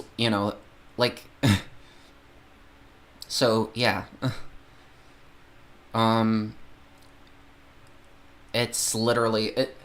And in fact, it's not literally any human being. I lied. It's literally anybody in a position of government. They will literally be appointed the elector for their states. So, yeah, no. It's not stupid to say that literally the Electoral College is a part of the government. It is. It really is. It's not stupid. Executed or punished for failing to vote in accordance with the popular vote of their respective states. However, there have been 217 times that faithless electors have bucked the system, though some of these were invalidated by faithless elector laws, and notably 66 of those were after a presidential candidate, Horace Greeley, died before the Electoral College could vote, with most of his electors voting for non-candidates so as to not swing the final election. The most recent was in 2016, in the Donald Trump and Hillary Clinton race, where 10 electors did so. The first time in over a century since more than one in an election has done this. Despite the occasional faithless elector, to date, none of these faithless votes has ever been the deciding vote in an election. However, there have been elections where a single faithless elector could have decided the president, such as in 1986, when Rutherford B. Hayes, despite losing the popular vote, won 185 electoral votes versus 184 to Samuel Tilden. So why does the United States use the somewhat convoluted Electoral College when a popular vote would be drastically simpler and more democratic? Well, in short, it was a necessary compromise for a time when the United States were not really nearly as cohesive as today, nor the general public very well educated on the whole or very well informed about the various candidates. For the more detailed answer, the Electoral College dates back to 1787's Constitutional Convention in Philadelphia, where they were given the gargantuan task of figuring out a solution to the mostly ineffective Articles of Confederation. Among many issues that needed resolving was how the President of the United States was to be elected. In order to understand the delegates' thought process, context is needed. The young country was only 13 states, and residents were generally extremely provincial, meaning they still trusted their own state more than the federal government. Further, in many cases, people identified more as a citizen of their state rather than a citizen of the United States first. From this, the founders were concerned that citizens of each state would put their own best interests before the nation's. On top of this, because each state's citizens would likely know their own candidates much better than candidates from other states, most of whom they probably wouldn't even have heard of, they were doubly likely to vote for their own candidates. The ultimate result of this was feared to be that the winner of each state would likely be a citizen of that state, who would in turn have little chance of winning or even garnering any support at all in other states. Now this brings us to the first option put on the table, election via popular vote. While more democratic as mentioned, delegates were very concerned that each state would potentially elect their own candidate, making it difficult to ever get candidates with wide support throughout the nation. Instead, they feared they'd be left with a field of many favourite sons. Among these favourite sons, the biggest states like Virginia would dominate, resulting in little chance of someone from a smaller state of becoming president and making it so Virginia's interests would be disproportionately represented in the nation's highest office. For reference, at the time, Virginia had 424,000 men eligible to vote, which was more than Georgia, Delaware, South Carolina, Rhode Island, and New Hampshire combined. The other major option proposed was a simple congressional appointment. Despite being inherently non-democratic, it was a thought that the president should be less powerful than Congress and therefore needed to be dependent on them. Also, the thinking went, the general public was largely extremely poorly educated and poorly politically informed. Congressional members, on the other hand, were not only elected to represent their respective citizens in such matters, but were also intimately familiar with prospective presidential candidates, their character, work ethic, political leanings, etc., and were generally quite well educated relative to most people. Thus, in a nutshell, members of Congress were simply the most qualified to pick the most qualified presidents. Ultimately, this proposal lost because it threatened the checks and balances of the federal government. As then Delegate and Future President James Madison noted, the election of the chief magistrate would agitate and divide the legislature so much that the public interest would materially suffer by it. Public bodies are always apt to be thrown into contentions, but into more violent ones by such occasions than by others. The candidate would intrigue with the legislature and would derive his appointment from the predominant faction and be apt to render his administration subservient to its views. Essentially, if the president was elected by Congress, while in theory piggybacking at this point, like I don't know what to respond to in here. Like basically what's going on is like the Electoral College is, I don't know, am I ADHDing again, or am I democratic. It was a thought that the president should be less powerful than Congress and therefore needed to be dependent on them. Also, the thinking went, the general public was largely extremely poorly educated and poorly politically informed. Congressional members, on the other hand, were not only elected to represent their respective citizens in such matters, but were also intimately familiar with prospective presidential candidates, their character, work ethic, political leanings, etc., and were generally quite well educated relative to most people. Thus, in a nutshell, members of Congress were simply the most qualified to pick the most qualified presidents. Ultimately, this proposal lost because it threatened the checks and balances of federal government. As then Delegate and Future President James Madison noted, the election of the chief magistrate would agitate and divide the legislature so much that the public interest would materially suffer by it. So basically, yeah, to my knowledge, the Electoral College was basically put in place to, because of during the, I don't know. Basically, the Electoral College just needs to go. Like, I don't understand why we still have the system. It's such a anti-democratic system, obviously, and it just reeks of, voting for people who will vote on your behalf, but those people, don't have to, I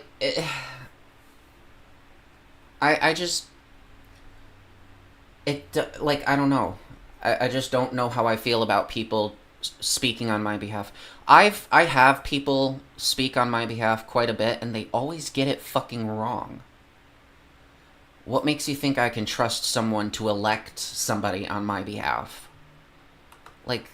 I get it, anecdotes aren't stats and everything, but I think it's almost universally agreed upon, Electoral College approval rating.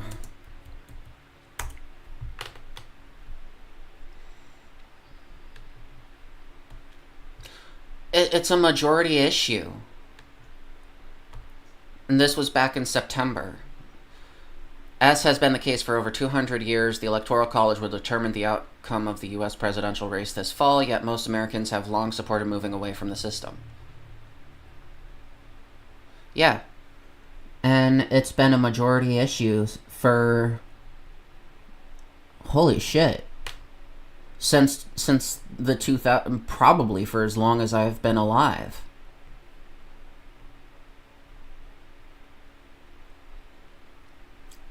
Obviously, Republicans are fucking crazy. We're not shocked. I mean, a little says 49%, and then goes up to here, probably above 50, and then goes all the way down to 43%. And, like, they can't make up their mind. But the Democrats know that the Electoral College is major fucking problem. Conservatives are the ones that are the most delusional about the Electoral College. Republicans in general tend to be opposed to changing it, but are a little bit better off than conservatives. Moderate/liberal, fucking libtards. Okay, jokes aside. 61% favor abolishing the system.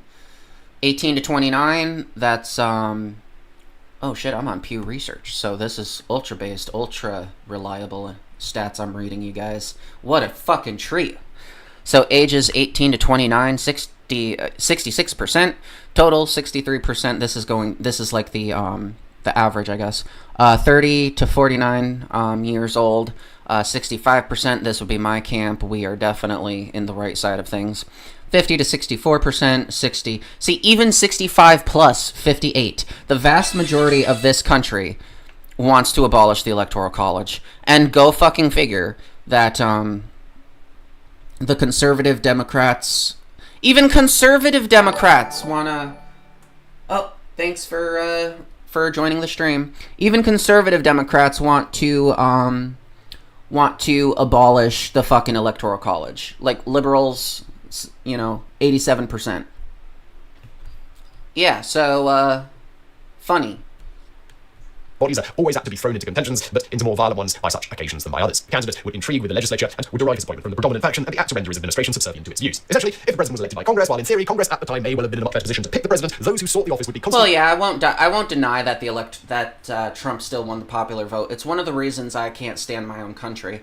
Like, I just got my passport updated, because I basically said multiple times, listen, America, you want to elect a fascist leader, that's just going to hurt you guys. You want to pay the expensive grocery prices because you wanted to vote for a fascist leader that wants tariffs? You go right ahead. I got my passport updated. It should be delivered in a couple of months.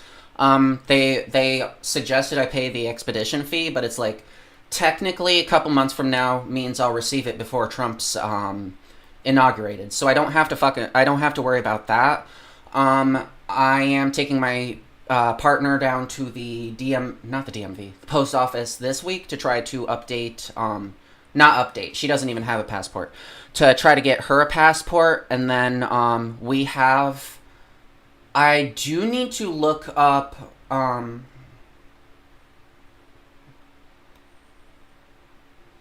oh yeah, I know, like, I know you're okay with that. Like, you were literally accusing me of genocide because I don't want people, being deported from the country. So I know you're okay with Trump. But yeah, like, so basically, like, trans people and everything, like, we're all, like, I'm not putting my life on hold just because the country wants to vote for fascists, so...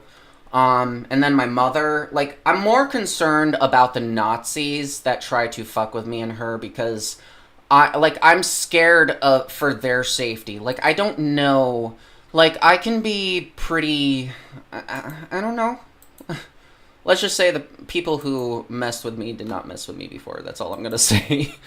Like, it's just, yeah, so, let's see, what else do we got? Let's see. Go back to Microsoft Edge. Shit, is the chat back to working?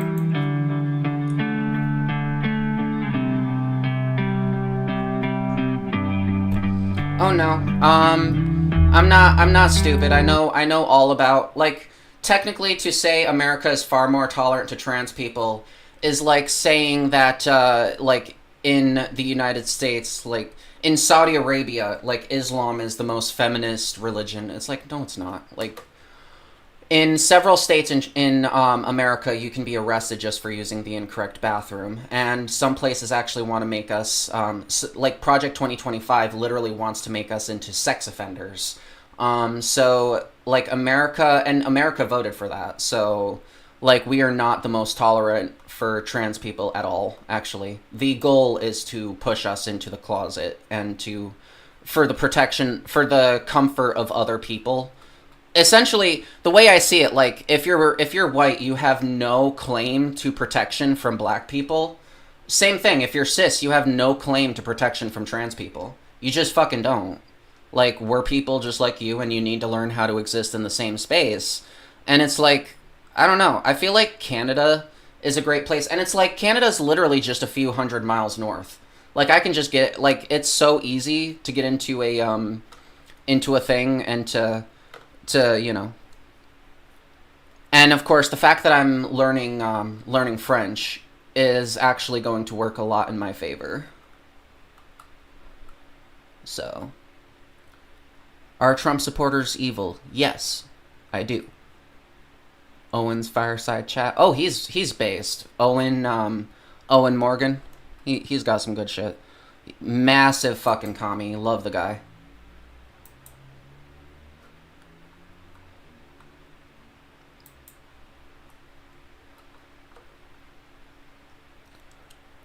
Let's see.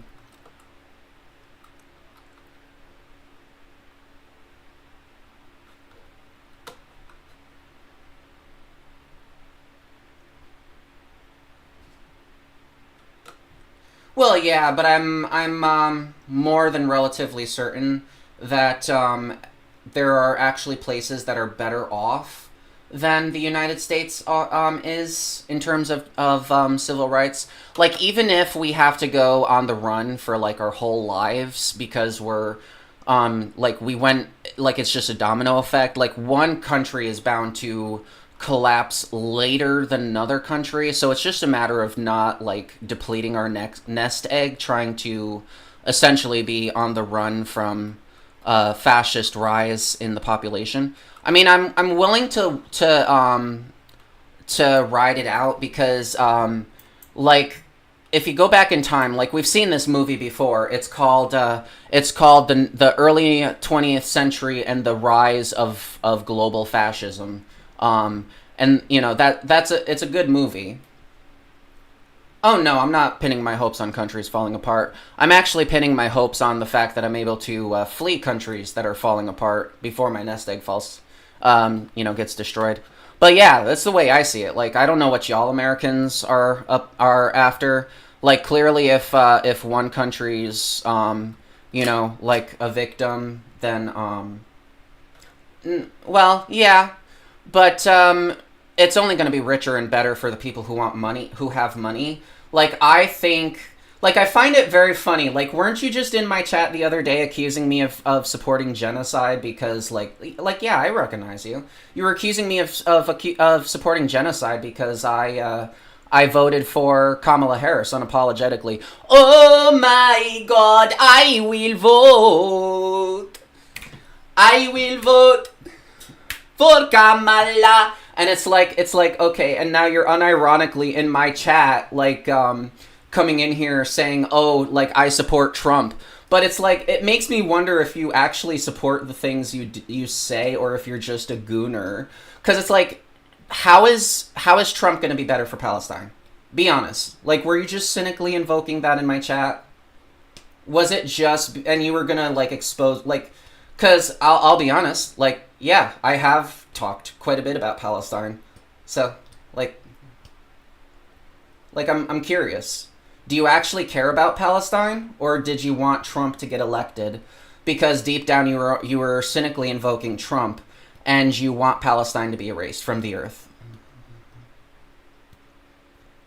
Trump had yeah, I know. Muslims are just as delusional as every other demographic. I mean, because we can also go here. Like, look, Trump's Muslim ban. Like, it's so funny. Like, if Trump is truly so much better for Muslims than Kamala Harris, Then why doesn't he just let Palestinians in? Why does he have to do a Muslim ban?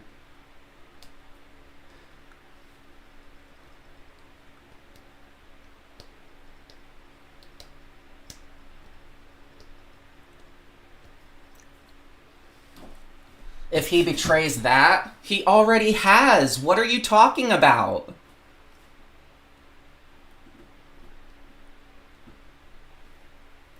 Alright, if you're gonna come in, you can actually come in good faith and actually discuss actual issues. But, like, you know. So, be respectful and I will too. Listen, I don't have to be respectful to someone that thinks that deporting millions of Americans is better for Muslims than electing someone that can be pushed over. You literally accused me of supporting genocide. What the fuck are you talking about? The last time you were on my stream, you accused me of supporting genocide. Like, are you really here in good faith? Like, are you really here to have a conversation?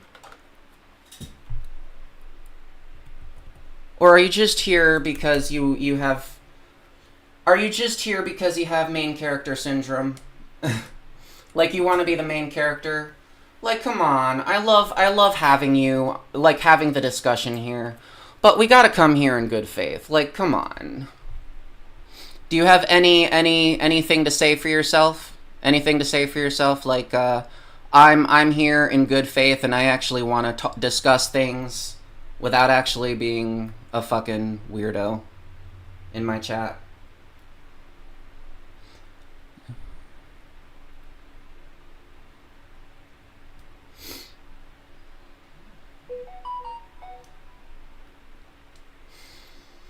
Because I really don't want to have to silence Palestinian voices again for another how many minutes? What is it? Oh, oh, shit. Did I just actually put you in timeout? Ooh, I didn't mean to do that right away. I was hoping it would, like, show me the amount of minutes. Oh, well.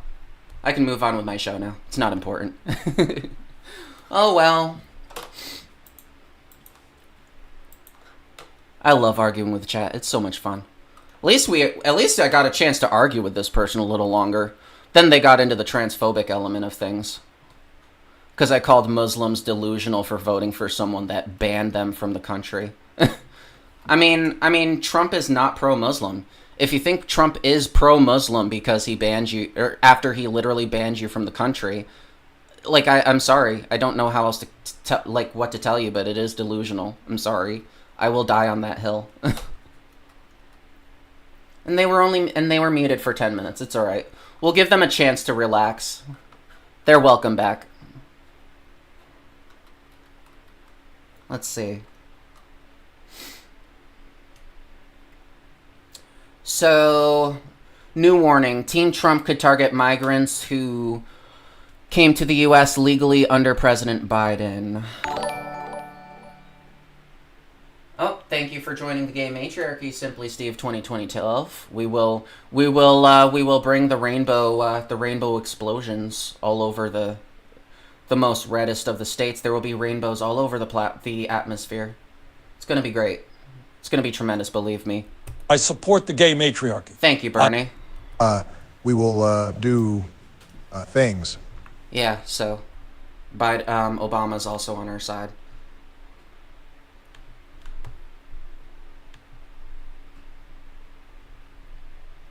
Rainbows are indeed based and red-pilled. I agree. So it really doesn't matter at this point whether you call it Project you know what I kind of should do? Agenda 47, Donald. You know what I should do? I still have some coffee on my coffee pot. Let me go make that real quick. I'll be right back. It's not too much.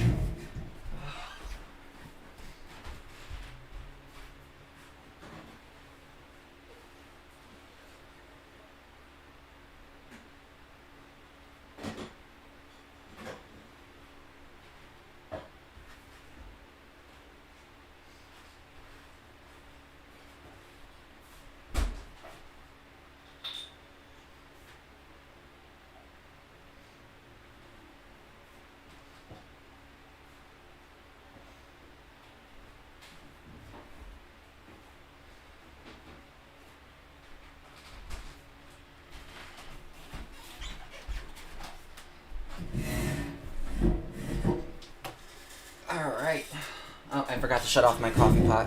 And I should also use the bathroom real quick.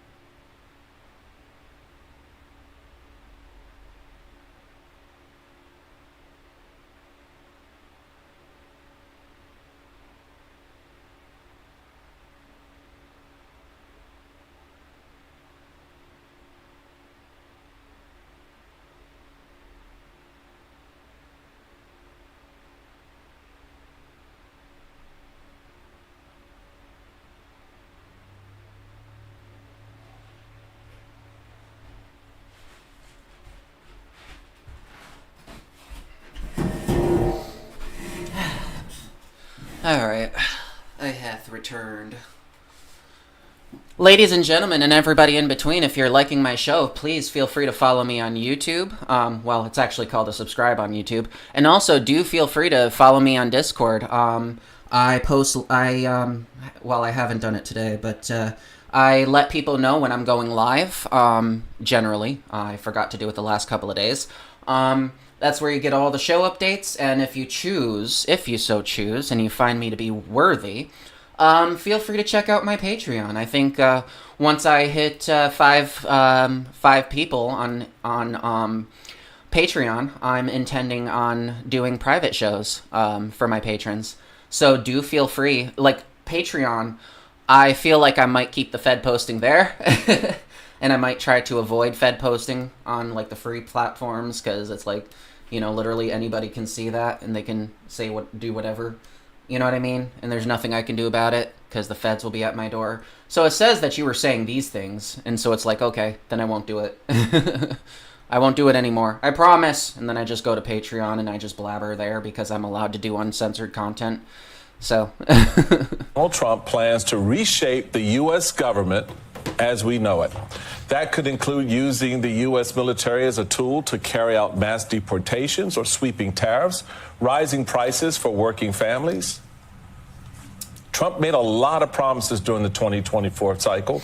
Now, everything from education to climate action, reproductive rights, health care, and the rule of law, guess what? That's all on the table for discussion. Yep. Joining the table, including the nuclear family structure, the thing made up by Europeans. The nuclear family structure, basically one man, one woman, both cis, obviously. Like, you can't have a trans man and a trans woman. That doesn't count, even though it's still technically a heterosexual relationship. In fact, not even technically. It just is. Like, you have the capabilities of having children. Like, you know, that's... But, let's see. So, yeah, and then, of course, you know, like, no transes, no gays, just nuclear family, and lots of sexual abuse. MSNBC political contributor and White House correspondent for Politico, Eugene Daniels, and Heath Mayo, founder of Principles First. Welcome, gentlemen. Good morning to you both. Eugene, what does your reporting tell you about where the Trump administration is going to start? What do they do day one? Yeah, I mean, the meetings that they're having right now at Mar-a-Lago are starting with immigration, which is no surprise, right? They're trying to see, first of all, what they can do without Congress. What are the things that the President of the United States can do on immigration without anyone saying yes or no? And, you know, what's interesting about the language AKA tyranny, that changed over the last couple of authoritarianism. weeks with Donald Trump talking about this mass deportation, you know, the biggest mass deportation in history, as he's put it, is that he added people who had criminal backgrounds to it, right? That this would be people who were, in his eyes, criminals. Now, there is an argument to be made, and has been made among Trump supporters, that anyone that has come in the country illegally, they see as criminals. But that gives him, some of his aides say, a little bit of wiggle room for it not to be everybody, right? And so that is something that folks should watch. That's probably number one. He's also going to look at kind of reshaping the actual, like Michael was saying, reshaping the government, right? Before he left office in 2020, he kind of had this policy. You could change policies as president about changing the designation of people who are. So that's another thing. They want to change the designation of people who are, you know, career politicians in all these different agencies, like the the EPA, the FTC, the SEC. Like they want to the NLRB. They want to basically gut these institutions and replace them with their cronies, with Trump's gooners. You know what I mean? So it's not good, guys. It's not good. I mean, to be fair, the way I see it, like if you're if you vote for fascism, like if y'all want to do that shit, that's up to you. That's your thing. You know, you guys like fascism, you like that strong iron fist. Well, that's good. I hope you have the nest egg if you decide it's too bad. But I have just a great nest egg. In fact, I don't have a job, and my nest egg is my source of income. In fact, today alone, I've made $30 in crypto. I've been rebalancing, making sure that none of my coins are too heavily like my Ethereum. I have $400 of Ethereum. I have $395 of Litecoin. I have 390. Oh, actually, you know what? Maybe I should sell $5 of Ethereum and put it into Bitcoin. There you go. Good little rebalancing. Do that. See, I love it. It's great. Thank you, Fidelity Investments. There we go. Da da da. Now everything's equal again. There. Now it should be 395 Ethereum, 395 Bitcoin, 395 Litecoin, baby. I fucking love me some fucking yeah. Yep, I've been making quite a bit of money, even though I don't have a job. It's great. Well, I do have a job, but I'm out because of my broken arm, which is getting better. I mean, I can have it out of my sling now. In fact, the doctor recommends I do this a lot to prevent stiffness, because the break is up here. It's really just a chip on my shoulder. I know. I have a chip on my shoulder. It's why I silence people in my chat. It's why I prohibit freedom of speech. It's why I make sure people know that I'm the queen matriarch, and I rule my socialist matriarchy with an iron fist. I am literally the She-Hulk. You won't like me when I'm angry. I can't do it, because it requires me to do this thing with this arm where it kind of comes away from my body to imply how big and strong I am, and that's just gonna fuck up the break. Yeah. So I'm definitely fine. I hope the people who voted fascist know exactly what they're doing. I have probably $6,300 to fuck around with, and plus yeah. So then and then when I get back to work, I'm going to go back into a point of essentially deprivation, economic deprivation, probably going back to literal anorexia. I don't know. I don't know what I'm going to do, but I saved $15,000 in financial assets in 1 year due to my job and my cost of living combined.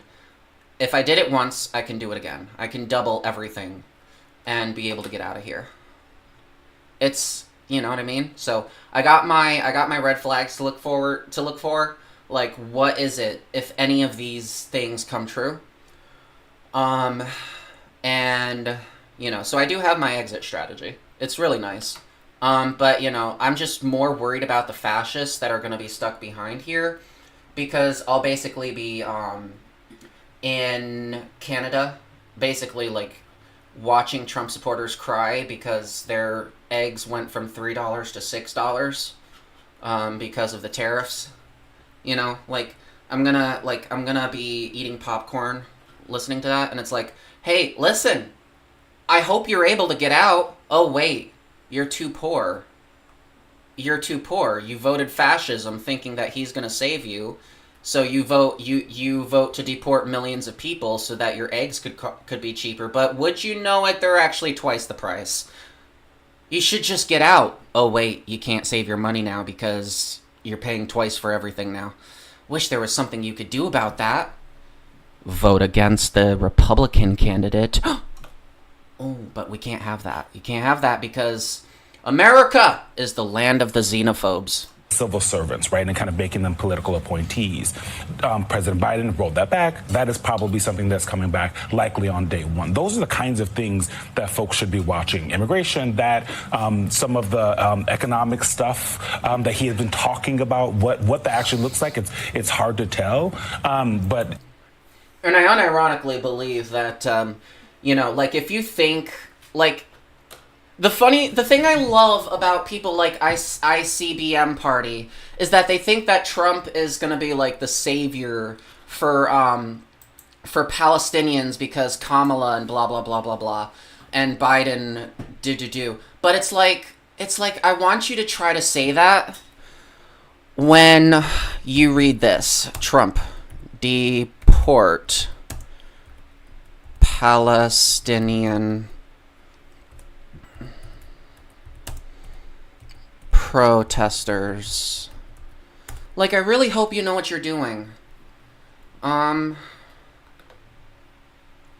Like, here you go. He words it as deport pro-Hamas radicals. Like, you really think, like, ICBM Party, I really hope you're here looking at this. But basically, he's going to deport you. He hates you. He wants you dead.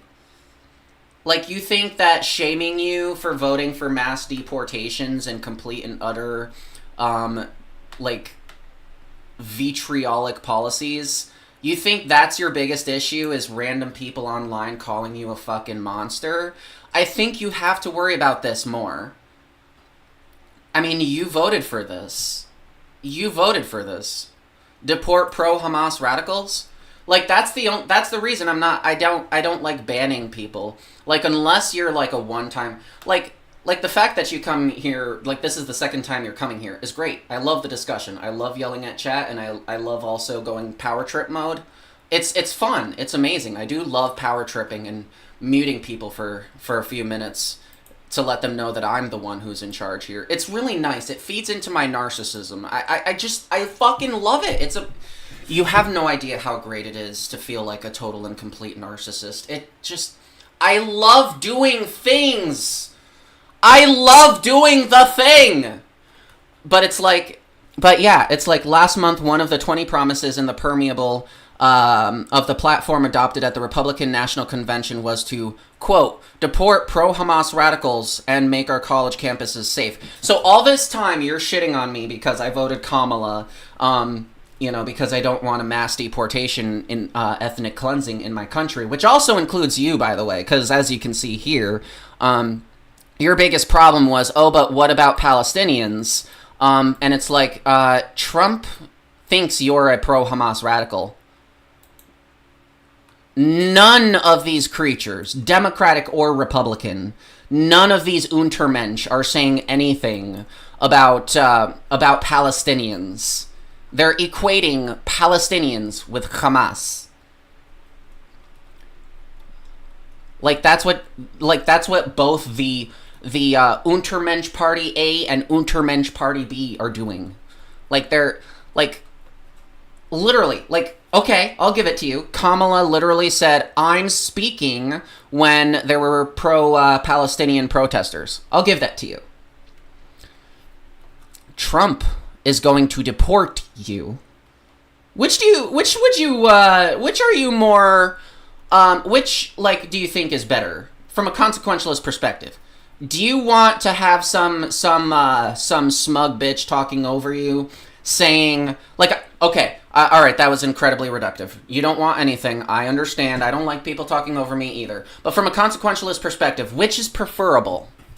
Having a smug old bitch talking over you saying, I'm speaking, or deportation? But at the end of the day, like, we're, you want to leave the country, get out of here. You don't like America, get out. But the thing is I can. You voted for this, but I don't have to put up with it. I'm more worried about you. I know, it sounds like a complete and utter concern troll. Maybe it is. Alrighty, folks. I think I have been streaming long enough to take a goddamn break away from the toxicity of chat. Yeah, you fuckers get on my nerves sometimes. Like, I think I'm gonna lose my mind. I mean, I'm probably gonna like take a clip of me arguing with chat, and I'm gonna put it on YouTube. I feel like you see, that's what makes my chat fun. That's what makes YouTube fun. I love arguing with chat. I love pissing off people and I love exercising my power. It's so great. I have raw power. I love it. I am the queen matriarch, and all my subjects bow down to me. And opposition to the queen will land you in Coconut Island for 10 minutes or something. Anyway. Oh, wait, go back, because I'm going to want to look at that next once I come back from my break. Alright. With that, I bid thee adieu.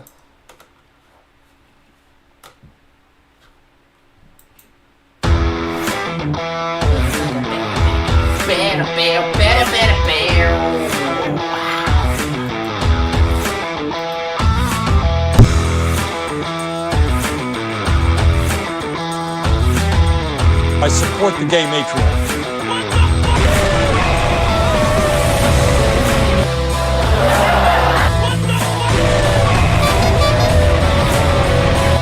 I support the gay matriarch. I do not believe in the family structure. We will do things.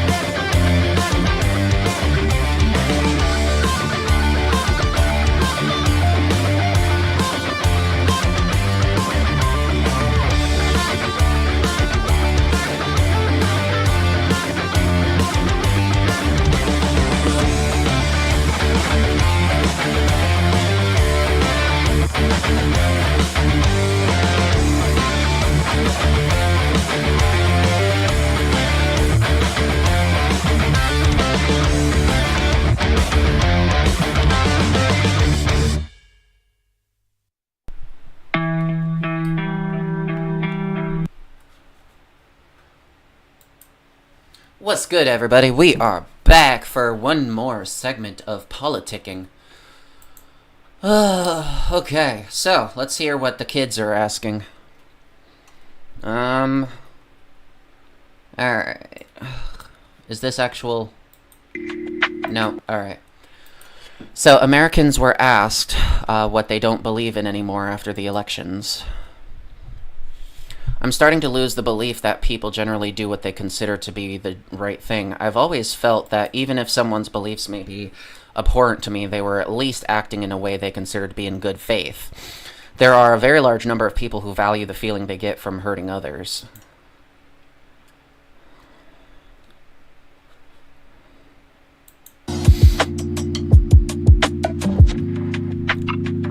People's ability to find common ground. I want the best for my fellow humans, and if they feel the same, then we can move forward.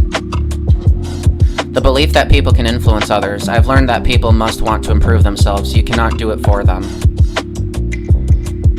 I no longer believe that integrity matters, or that laws have meaning, or that the truth is important. Yeah, it's unfortunately true. That my country spending money on climate change mitigation makes any sense at all now that the USA just decided for all Earthlings that those efforts would be meaningless. Yeah, unfortunately. You know what the solution is? Buy your own private island. Claim to be a sovereign citizen. Like, yeah, if I ever get rich enough to the point of buying my own private island, like, I will claim sovereignty. Like, I will, like, you know, I will do a thing, like, grow my own crops, and everything. Like, I don't need y'all humans. Y'all Americans are fucking crazy. Anyway,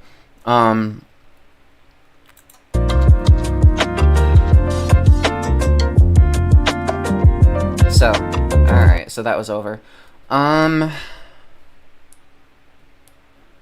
Let's see. As news of President-elect Donald Trump's decisive victory spread early Wednesday, questions and fears about what his second term might hold arose among people of all ages. I've been spending the morning assuring our grandson he is safe and secure, one HuffPost reader told us via Facebook. Privately, I am agonizing on how to actually do this. In Kamala Harris's concession speech on Wednesday afternoon, she addressed the young people watching, reassuring them it's okay to feel sad and disappointed, but please know it's going to be okay. Are you sure? Like, you can say that to the trans people, but is that really going to be true? A lot of trans people are probably remaining in the closet because they just aren't safe enough to come out. And they can't come out until they move to a state where they're protected. But they won't be able to move to a state where they're protected soon because the country is basically going down a very dark path in which they want to literally make the nuclear family the default structure of the country. I don't know exactly how much they're going to be able to be successful, but I'm not feeling very hopeful. So the best thing I can do, really, is basically encourage people who can save money to save money. If you're unable to move out, like, you're gonna need money to do so. And yeah, so I know for a lot of socialists, stock market is a dirty word, but it's not bad if you work for a company and you buy shares in that company. Like, for example, if you work for Target, I don't think they have a stock purchase plan, but if you deposit that money to a brokerage account, like, let's say you get $400 a week and you decide to deposit $25. You can take that money and buy a partial share in your in Target. If you work for a bank, the difference between banks and credit unions is they are owned by the dirty word shareholders, unfortunately, but they often do pay like a high dividend. So the more money you have in there, the more that income actually, like, if you can find a way to get, like, it might take you a long time depending on your income situation, but if you own shares in, like, if you work for, say, I'm going to pick a bank that's more local to me. So you work for, say, I don't know, Trustco Bank. I think they pay 36 cents a share. And I'm just gonna say $1,000 because there's also stock appreciation you can expect. And I don't advocate I'm not saying if you don't work for a company you should buy shares in it. I'm not advocating for that at all. I would probably hope you would not do that because the whole point is that workplaces should be owned by the workers. So if you work for Target, then there's no problem, and I see no issue with you buying shares of Target. If you work for a bank, I see no problem with you owning shares in that bank. Before I started doing this full time, I was just investing like crazy in any stock I felt would do good. But ever since I decided to take this seriously and take socialism more seriously, I decided, no, I'm going to do more ESG, I guess, that's more consistent with my viewpoint. And so now the only other stock I own, because I sold the other two, well, I held 4 stocks, and I just sold 2 of them the other day, and I have 1 more in a company I don't work for. I'm waiting for the right time to actually sell out of those positions, because the problem I have is these are held with their transfer agent, and the fees are really high to leave the position, so I'm trying to wait for the right time. But let's say you get a share in Trustco Bank. Let's go to Trustco, look at their quote. At the moment, they're about $36 a share. Their dividend yield, they shot up, by the way, because of the election. So there's that, but they're going to gradually decrease over time. Trustco's not worth that much. They're more in line with this. Even up here, they're currently trading in the 30s. That's still too much per share. So eventually they will come back down, but that's when the dividend yield will be higher, and your dividend will be cheaper, basically. So, but this is not like an actual stock recommendation. I'm not advocating for you to actually go out and buy Trustco. If you work there, it would be nice to own shares in your own company because it'll provide you an extra, it'll provide you control, voting rights over your company, so you can actually decide on, management, even legit things, voting against your manager's, salary. When I say manager, I don't mean, the person directly above you. I mean, the big management of the company, the CEOs, the chief financial officers, those people. You can vote against salary increases. I've personally done it. In fact, I think I did it against Doug McMillon for Walmart. Was it Walmart? I think it was Walmart. Yeah, it had to have been. Yeah, I think I voted against Doug McMillon's salary increase. It was a provision on one of the shareholder ballots. That is a thing that you can do. Now, granted, my vote doesn't fucking matter. Try, 50 votes versus, for a little poor weasel like me versus, millions of votes for the rich fuckwits that have all the power in the company. It's an unfair system. You're better off just buying in to try to get the extra income. But if you can say you can get yourself, $1,000 in, as difficult as that might be, as long as that might take, I think it's 0.36 cents per share, so times that by 4, because it's every quarter, so $1.44 per share.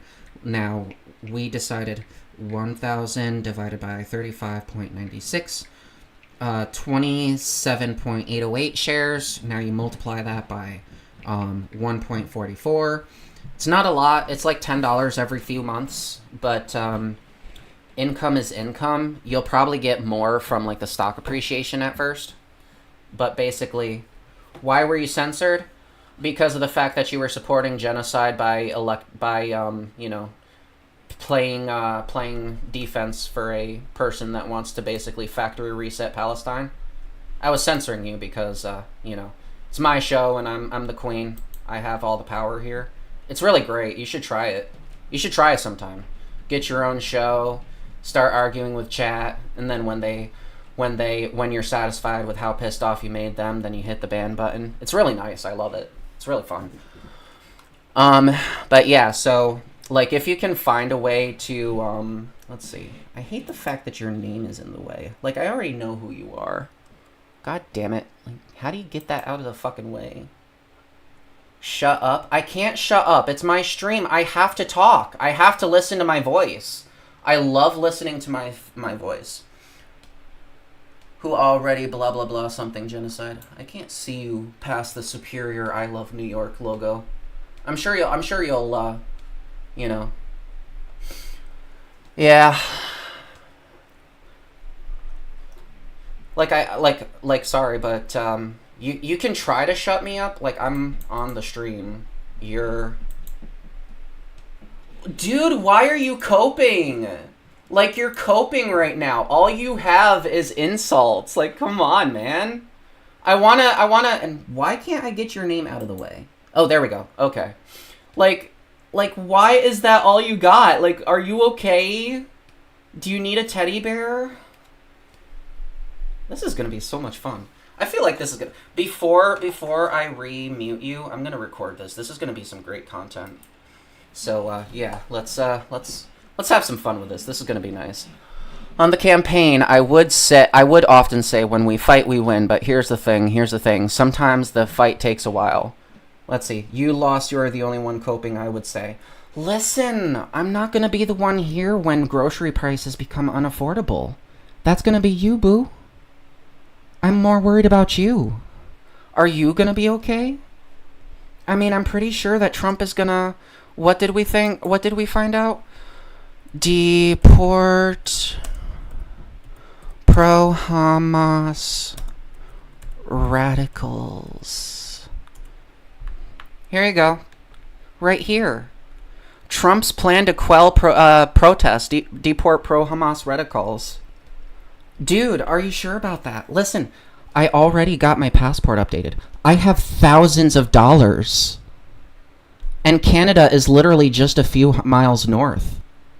A few hundred miles north. Well, actually, at the time, I was also very, I actually fell down the alt-right rabbit hole, unfortunately. I almost fell down the tanky rabbit hole later. Yeah. I'm very susceptible to propaganda, just like you are. It's very sad.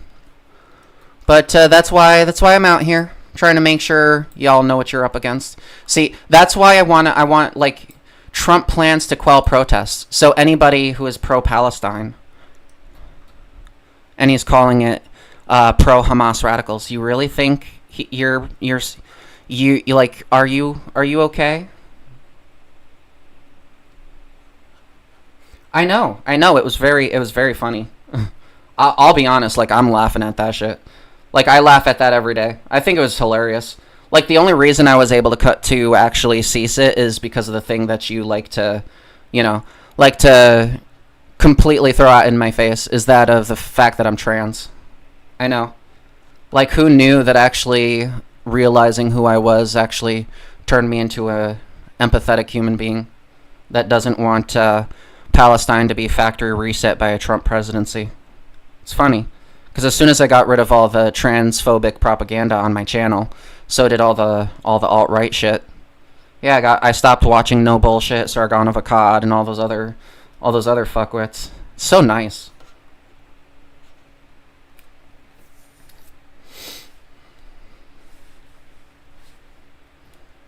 Yeah, I know.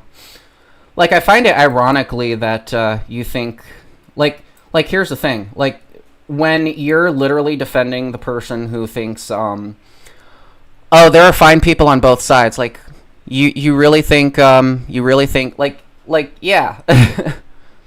This was in response to the Jews will not replace us Charlottesville riots. Like, as soon as I realized how much of a fucking fruitcake Trump was, I actually, like, this was halfway through his presidency, by the way. I've been on the right side of history for since 2018.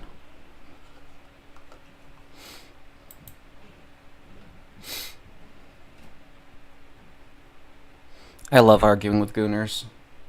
You don't worship Trump, then why are you literally sucking his dick in my chat?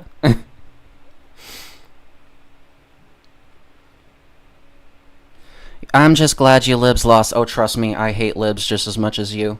Problem is, my solution to liberalism is socialism and not fascism.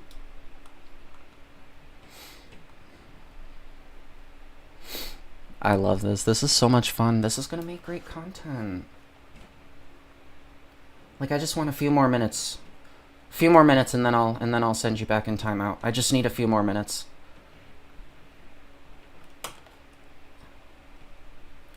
We're at 4 minutes now. I don't think that's a long enough video. I need more content. Come on. I'm waiting. Where's your... Are they gonna send another chat?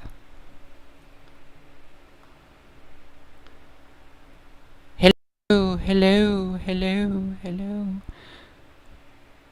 Is anybody there? There. Hello.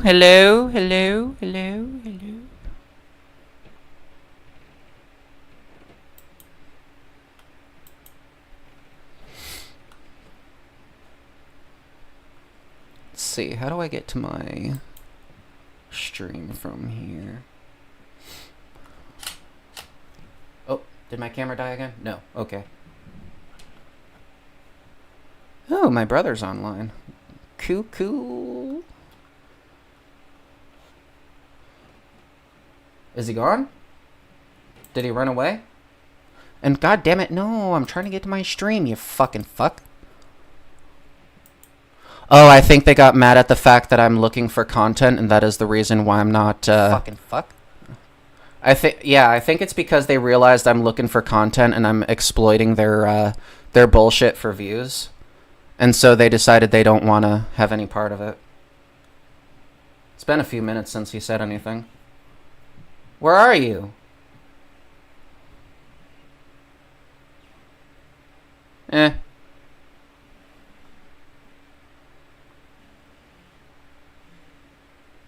Did Kiki win again? Wow, it's been over 2 minutes. Alright, I'll stop it here. Alright, fine. Oh, we're back. That's okay. I can recombine the clips. It's fine. You cucked my content. Aw, I know. But it's okay, you're back to being recorded. I can always just combine the two.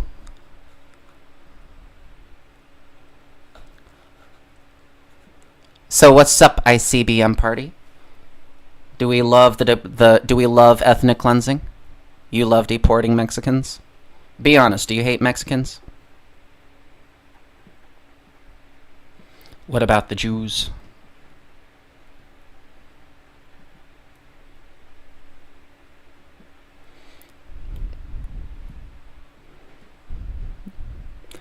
I love how they're so coward. Oh, there we go.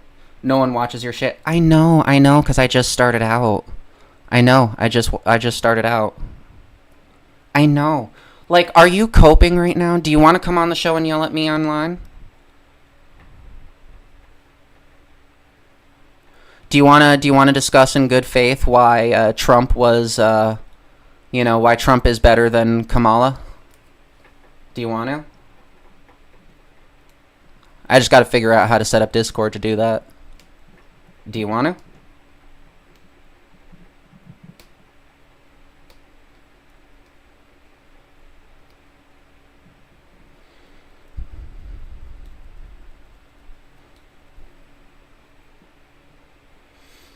So far, 7.5 minutes of, let's see. I would have, but you said you're just exploiting my words for content. Oh, come on!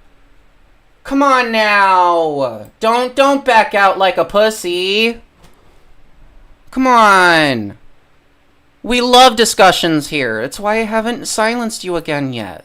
It's why I haven't silenced Palestinian voices for another 10 minutes like I did earlier.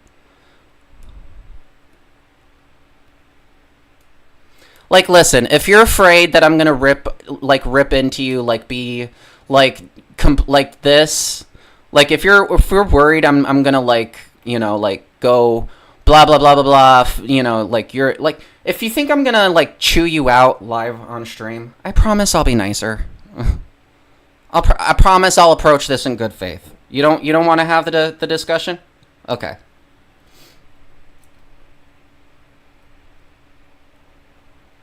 Nope, not happening. I love it.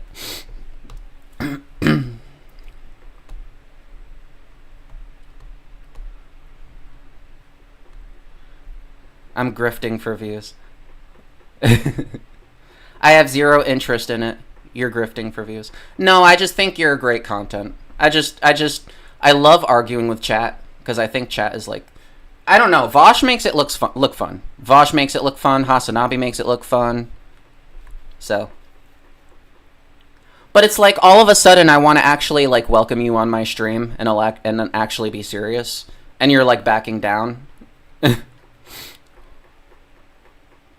Like you have no idea what satire is. It's so fucking it's so great. But anyway, I've had my fun. So, oh, another comment. Oh yeah, I love me some Horseman. But anyway, let's see. Yeah, I did not want New York. I love New York to be blocking out comments. Wait. How do I or not comments, chat. Let's see. There we go. They want... Aw, it's so cute. You want to check my hard drive? It's alright, it's alright. I think I've had my fun with you. I don't know. Should I like... I don't want to ban... Like, I love people coming back. How do I... Is there, like, a way to... No? Should I do another 10 minutes? I think eventually. I don't know. There we go. Why did I ban them, though? I don't like banning people. I like giving them timeouts. But I don't know. My problem is Twitch doesn't really give me the option to ban them for a while. But yeah.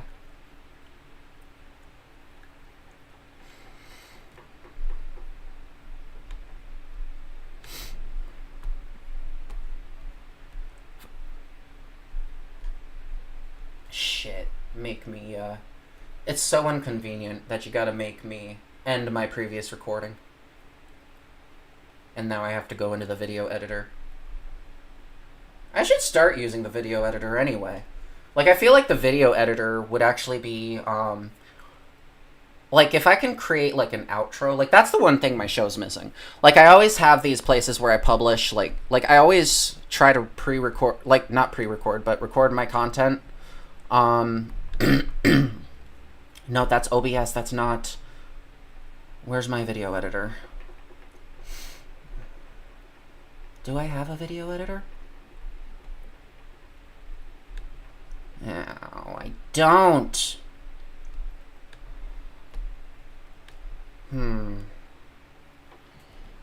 Open shot.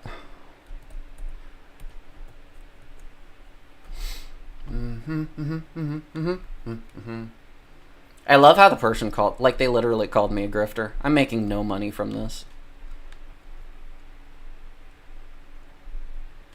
My money comes from my job, baby.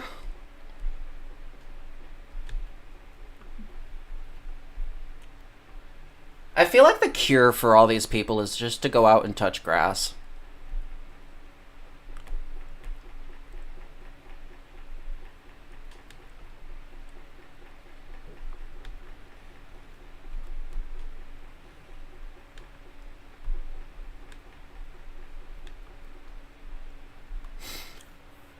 Alright. Still got this little thing to go over. So let's see. Wait.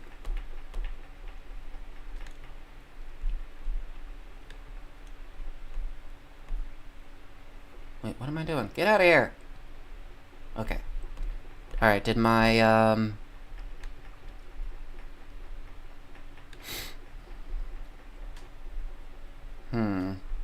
No, it didn't work. Where is my downloads? Wait, I already just been there. Oh, there it is. There you are, you fucker. Yes. Where? Ok. Je comprends. Suivant. Yeah, I guess right there. Réunion. Yep. I want one on my desktop.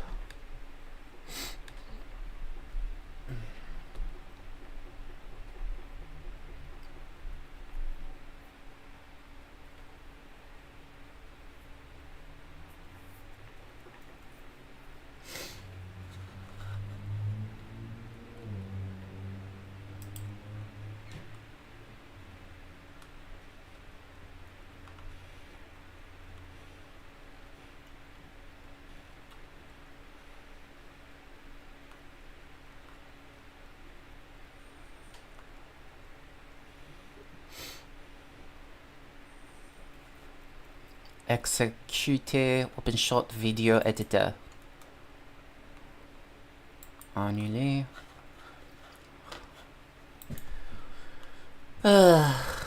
Yeah, I think that's kind of what I want to do. I'm gonna do like a way to do. I'm gonna start actually editing my videos from now on. Like I'm gonna do like the outros. Like I already invested so much money into my setup. I mean, this is literally a $1,300 setup. The microphone, which is already broken, by the way, so that's fun. I need to find some other way to fix this. The laptop was $800. Hang on a minute. The camera that you're seeing my beautiful face from was $380. Batteries were approximately like $15 each. Yeah. No, I would not like to. Get started with your project by adding video, audio, and image files here. Next, blah, blah, blah. Next, blah, blah, blah. Oh, just hit hi tutorial, Michaela. What the fuck are you doing? Anyway. Show all video. Import file. So, I don't remember. It would not be this.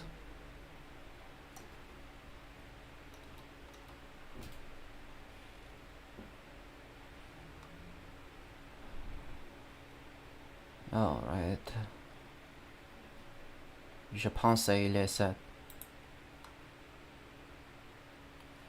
So I will go ahead and highlight both of those because I might need to import both into the thing.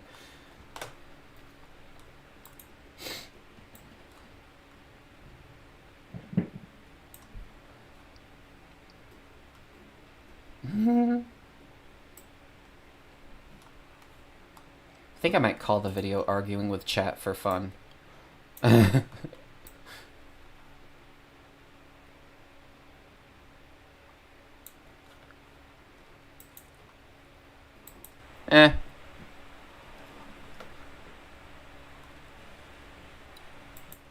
For 2 minutes. Alright, I'll stop it here. I can recombine the clips. It's fine. You cucked my content. Aw, I know. But it's okay, you're back to being recorded. I love it. I can always just combine the two. And then I'm gonna, before I do this, so what's up, ICBM party? Do we love do we love ethnic cleansing? You love deporting Mexicans? Be honest, do you hate Mexicans? What about the Jews? I love it. I love making fun of people. It's nice content, actually. How late did I get to? Shit, make me, it's so inconvenient that you gotta make me end my previous recording. And now I have to go into the video editor. I should... Alright, let's go ahead and zoom in. See, I'm not done editing the video. I gotta get that clip from previously in the stream. So I gotta wait. But it's gonna be recorded better, because the previous stream, you got the connectivity issues. How do you zoom in?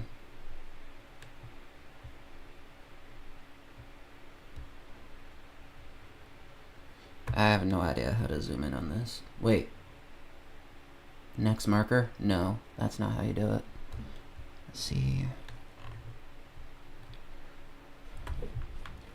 I don't know. So, Control X. No, that's not what I wanted to do! Wait. Is this a good spot? Is this where I need it? I can recombine the clips. It's fine. I wanted to start it here somewhere. And now I have to go into the video editor. I should... Oh. Wait. To make me end my previous recording. And now I have to go into the video editor. Right here. Alright. Name of clip. I don't know. Blabble. Blab.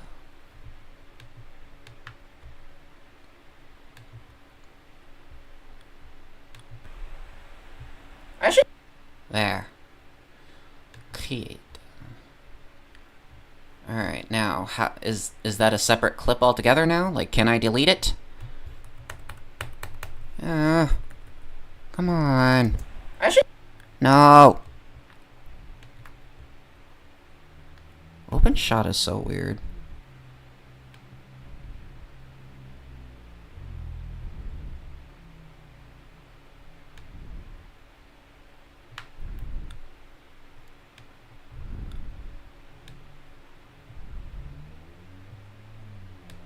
Yeah. It's so inconvenient.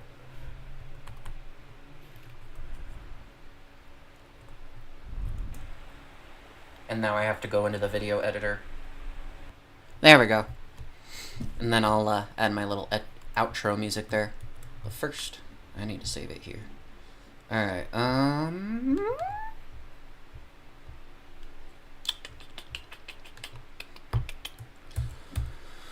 finished content.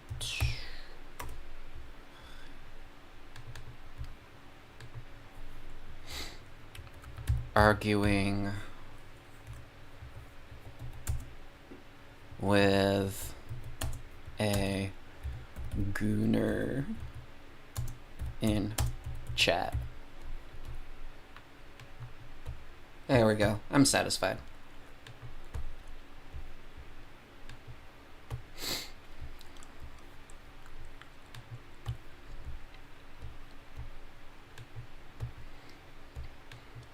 So, let's see. Now to actually get to reading this. As news of President-elect Donald Trump's... Okay. Yeah, so as news of President-elect Donald Trump's decisive victory spread early Wednesday, questions and fears about what his second term might hold arose among people of all ages. I've been spending the morning assuring our grandson is safe and secure, one HuffPost reader told us via Facebook.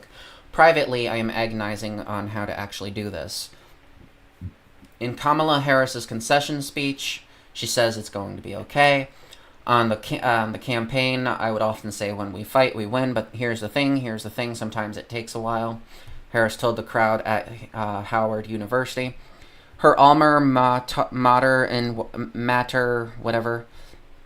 in Washington, D.C., that doesn't mean we won't win. That doesn't mean we won't win. The important thing is don't ever give up. Don't ever give up. Don't ever stop trying to make the world a better place. You have power. I have been spending the morning assuring our grandson he is safe and secure. Privately, I'm agonizing. Yeah, that is depressing.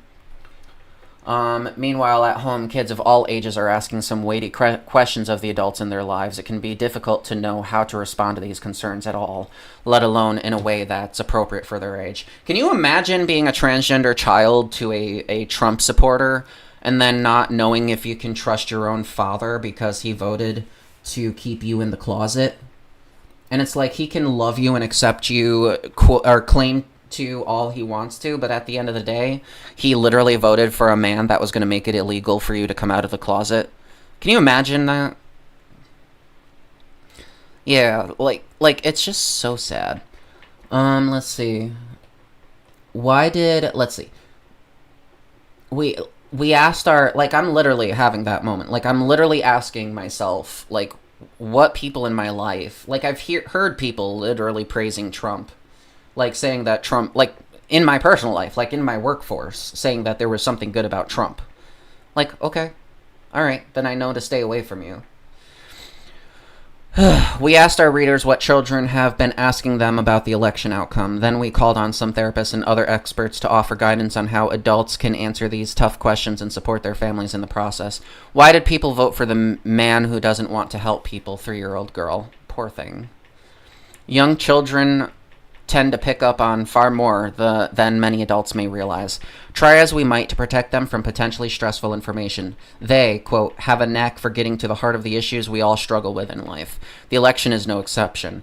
Developmental psychologist and licensed clinical social worker Jessica Dim Bartlett told Huffington Post, you may be struggling with the same questions as your child, but you can still find ways to respond to their worries that will provide comfort and help them cope with their emotions, she said.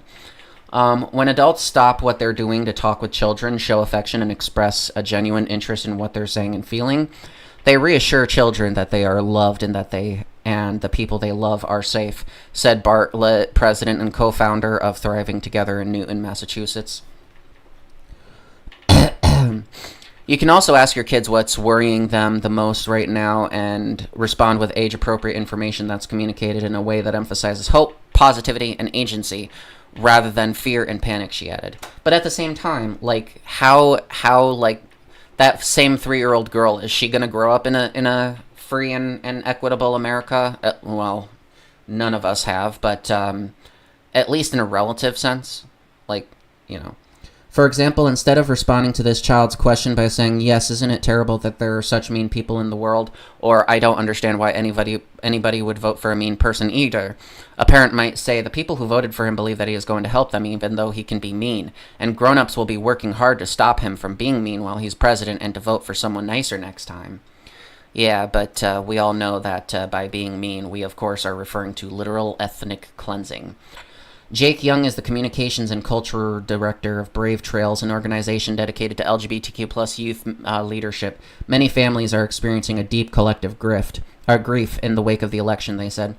Those emotions should be validated, not pushed aside. It's heartbreaking to see our LGBTQ plus youth having to shoulder fears about their future in the face of so much negativity, Young said. They shouldn't have to bear the weight of wondering if they'll be granted basic human dignity, nor should they need to be constantly strong or brave just to navigate the world. Like, can you imagine just how fucking exhausting that would be?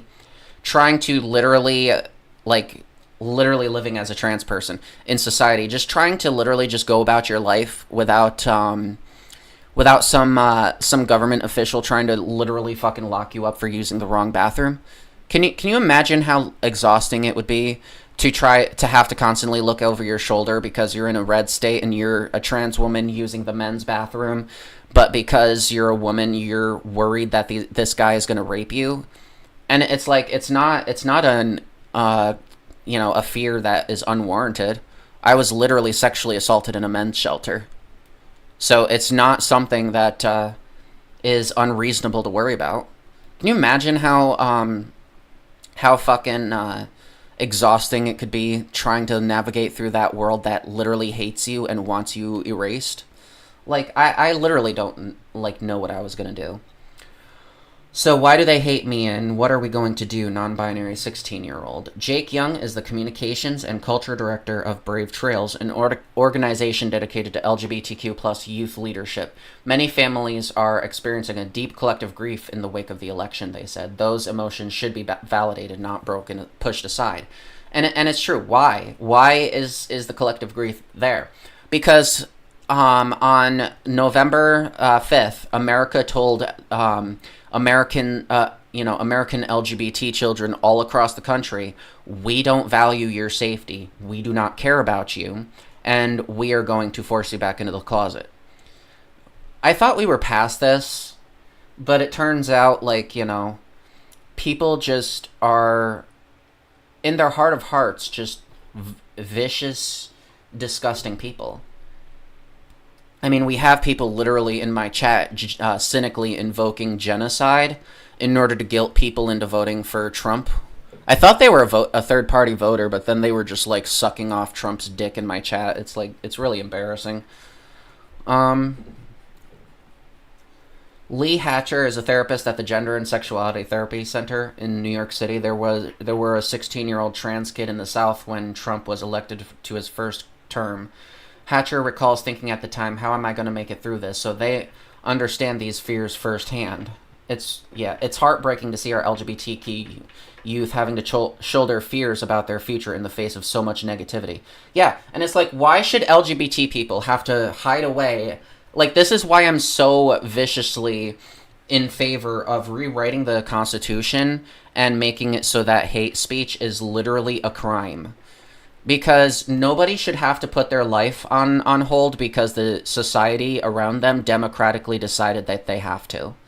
Like, your rights to free speech ends where my rights to existence begins. And I feel like that's not a controversial thing to say. Like, you can have your opinion, but as soon as you're trying to literally, like, pass legislation to make sure that opinion is enforced in law, that's when you should be, you know what I mean? Like, that's when I think maybe some legal action, you know, you're inciting legislative violence against an entire group of people. An incitement of violence, people. Hatcher advises parents to talk to their children about how the new administration could impact their future and actively listen and engage with how that makes them feel, they said. Trans youth need tangible emotional support, and by letting them know their voice is heard and valid, you are showing them that what you are going to need to do. Stand by them every step of the way, Hatcher said. Doesn't mean it will be easy. It means that love and community persists.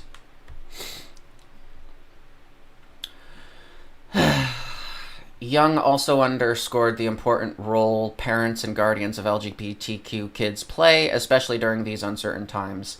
The mental health of LGBTQ youth functions best when they feel part of a supportive community, have role models who offer hope for a brighter future, and know they are fully supported at home, Young said. In this moment, the power of connection and community cannot be overstated. Providing these pillars of support can make a world of difference in helping them feel seen, valued, and hopeful. Yeah, so it's very heartbreaking to see that children everywhere are understanding the significance of what happened. Like, what world are we leaving our children because we decided, as the adults in the room, that our children are better off under Christian nationalism?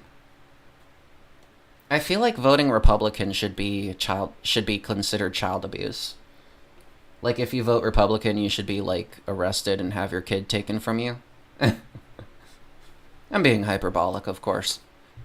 But they unironically think that if you have a trans child, that your family should be literally split up. So, you know, like, it's funny that people on the left can actually be very, ironic, like very satirical, facetious about splitting up a right-wing family, you know, for voting for Trump. But it's like these people are actually unironically talking about putting kids in cages and separating transgender children from their loving and accepting family because they were lied to and told that it's grooming. Like, parents are not making their kids turn trans. I mean, my fucking niece came out to me as a non-binary child, and they have to go back into the closet because mommy told them they couldn't transition. Like, you know, parents, you know, who think they have power over their kids, you know, who believe that their children are property, will literally, fucking literally, control them and tell them how they get to identify themselves. Sometimes the kid falls into a deep, deep depression, one that literally results in self-harm injuries, and the parent is eventually forced to think, oh no, this is real. I'm being very gaslighting towards my child. My child is hurting themselves because I just won't accept them as who they are. And so then they're forced to take their child to see a therapist, and then the therapist says, well, your kid is showing signs of gender dysphoria. Now, I don't believe in equating gender dysphoria with being trans. Like, yes, that is the case, but cis people can deal with it too. Like, if a cis girl thinks her boobs should be bigger and they're not that big, that's fucking dysphoria. It's more widespread than just trans folk. Guys whose, you know, dicks, cis guys who think their dicks are way too small, that's a form of dysphoria. Like, yeah, getting a dick enlargement or a boob job is gender-affirming care, regardless of whether it's trans people or cis people. It just is. And, you know, like... yeah, so...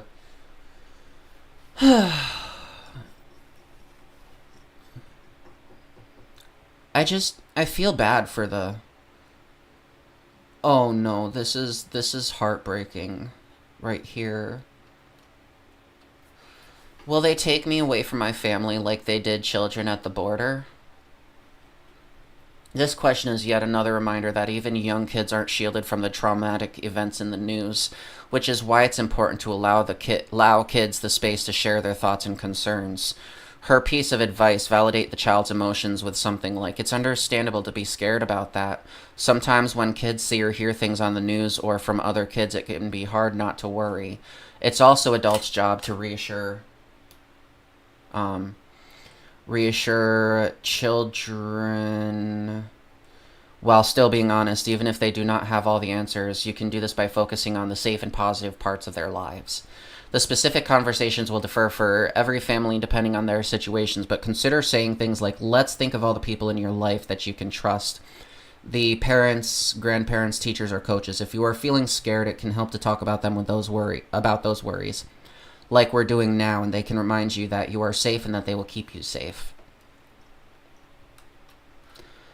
I'm sure that child is there's probably a chance that child is trans, and they're afraid that they're going to be pulled away from their parents and be put into foster care. It's really devastating times we're in. Like, half the country just doesn't understand, and they just don't care to. Like, I don't know. Like, I feel like if you don't care about an issue, you sure as fuck should be barred from voting on it. Like, if you don't care, you don't care. If you don't care about trans people, don't fucking vote on our rights. But the truth is you do care, and you're opposed to our existence. It's really clown shit, to be honest. What the fuck? There we go. That's the one I was looking for. Which one is that now? Is that 6? Yep, it's the number 6. Okay. Oh yeah, this was depressing. We have to worry about the Democratic Party now, so trans people, listen up. The blame game and finger pointing after the disastrous election results has inevitably... Basically, salty Democrats throw trans people under the bus after losing. That's what we're about to listen to. Like, yeah, trans people are apparently, the lesson that the Democratic Party learns is definitely not the right lesson. They think throwing trans people under the bus is going to save them from a radical nationalistic shift in the population. They think that's going to do it, but it's really not. You need to speak about things like wages, but the problem is you'll never do it because you're captured by your stocks. Like, I think that's the difference between a poor person and a rich person. After all, let's assume they both they both hold stocks. The poor person is not predominantly driven by their stock in a company. However, the rich are, because that's their main source of income. The blame game and finger pointing after the disastrous election results has inevitably led to going after the most vulnerable. In fact, Democratic Representative Tom Suozzi recently told the New York Times, well, the Democrats have to stop pandering to the far left. Yes. Well, I don't want to discriminate against anybody, but I don't think biological boys should be playing in girls' sports. Democrats aren't saying that, and they should be. Now, you have also Maryland Democratic Representative Seth Moulton saying this online. Well, come on. I need longer batteries.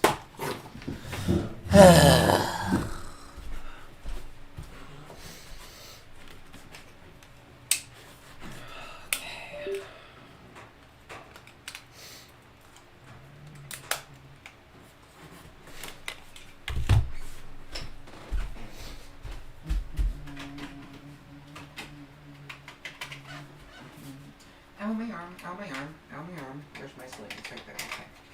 Oh. Use your left arm, Michaela. That's what you're supposed to do. Okay, there we go. Alright.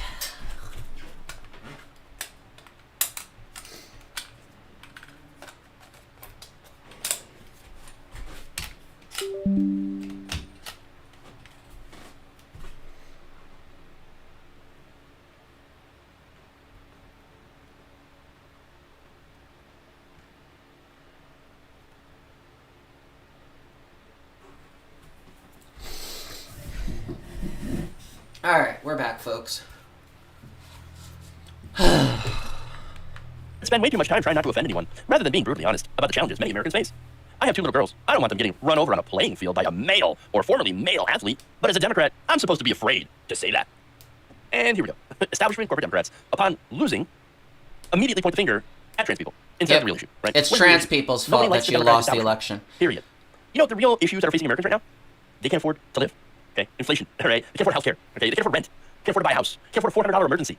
Explain to me, Democratic establishment people, Seth Moulton, Tom Suozzi, how transgender people made that happen. How'd that happen? Or better yet, maybe, just maybe, y'all are full of shit. Could be. Now, they're not the only idiots who are speaking out against trans people. Okay, last month Representative Colin Allred, who was a loser, he lost to Ted Cruz, a little bitch, Ted Cruz. All right, you lost to him. Released an ad. I'll be honest, I did lesser of two evils thinking with Colin Allred too, because even though he said some shit about trans people, I did kind of root for him as like a one-off, like he's talking shit about trans people, but he's better than Ted Cruz because Ted Cruz literally keeps dodging Allred's question about abortion and why should a child be forced to carry their rapist baby to term. Ted Cruz completely dodged that question, and Texans, the average everyday Texan, the one who walks past your house every day, the one that works at your local grocery store, the one that answers your calls when you reach out to your financial advisor, the everyday Texan looked at that and was like, I'm okay with 12-year-olds being forced to carry their rapist baby to term. I love child rape. And then they voted for Ted Cruz. Sorry, I'm done giving people the benefit of the doubt. Benefit of the doubt is how I got sexually assaulted multiple times. Couldn't read a room. Couldn't realize that the person coming after me is about to fucking come on to me in ways that are completely inappropriate. Can't read a room, benefit of the doubt.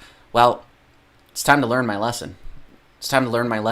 People are scum. Just in general. People are scum until they prove you otherwise. Like, you're automatically a scumbag. Like, you could be the sweetest person in the world, but until I know you, you're just a scumbag. I don't want boys playing girl sports. Allred, loser. He wasn't the only one, though, who lost. In Ohio, a Senate Republican super PAC aired ads accusing Senator Sherrod Brown of allowing transgender biological males in girl sports.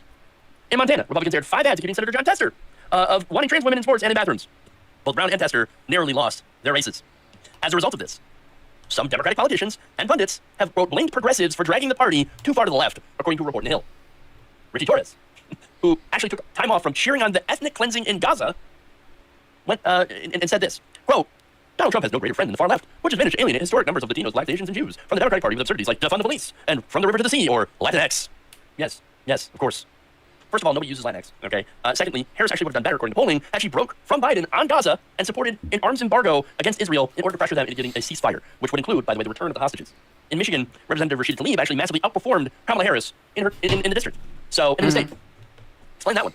And thirdly, no Democrat in this cycle ran on defund the police. If anything, Democrats have massively steered more funding towards the police. In fact, Democrats don't know like how to run a decent political campaign. If the message they're learning from this is we gotta shit on the people who want civil rights for people, then they clearly haven't learned from history. You see, if you go back to the civil rights era, progressivism was incredibly unpopular. But it was successful because people kept pushing against the will of the majority. They told them, you can fuck off. People deserve equal rights. And we got the Civil Rights Act passed.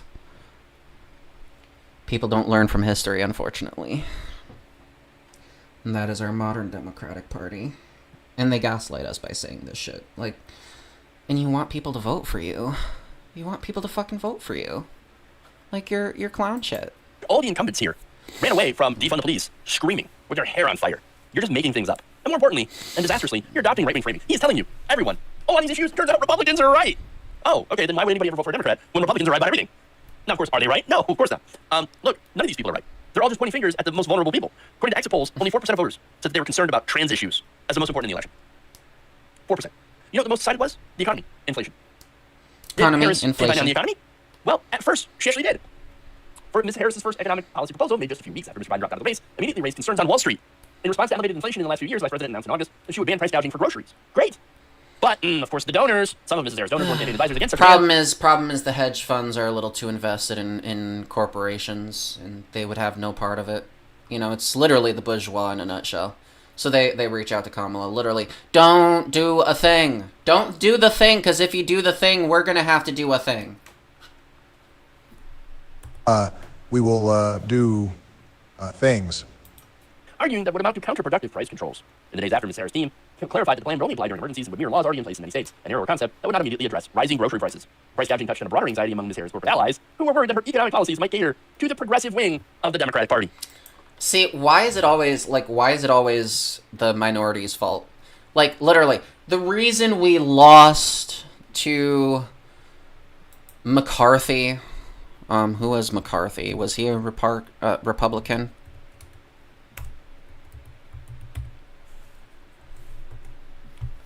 Joe McCarthy was an American politician who served as a Republican senator. Bullshit. I thought he was a fucking, president. He was never in the president's office?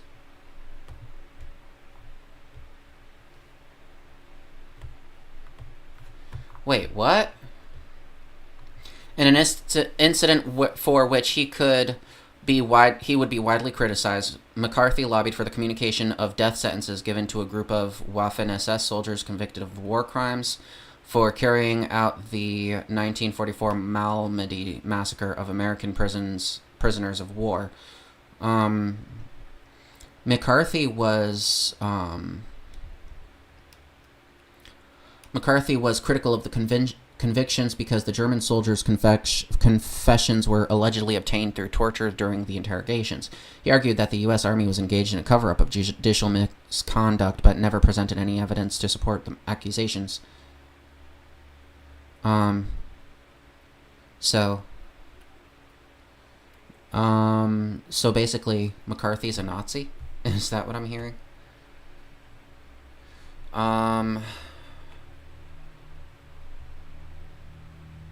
So, basically, however, it is generally agreed that he produced a piece of paper that he claimed contained a list of known communists working for the State Department. McCarthy is usually quoted to have said the State Department is infested with communists. I have here in my hand a list of 205, a list of names that were made known to the Secretary of State as being members of the Communist Party who nevertheless are still working and shaping policy in the State Department.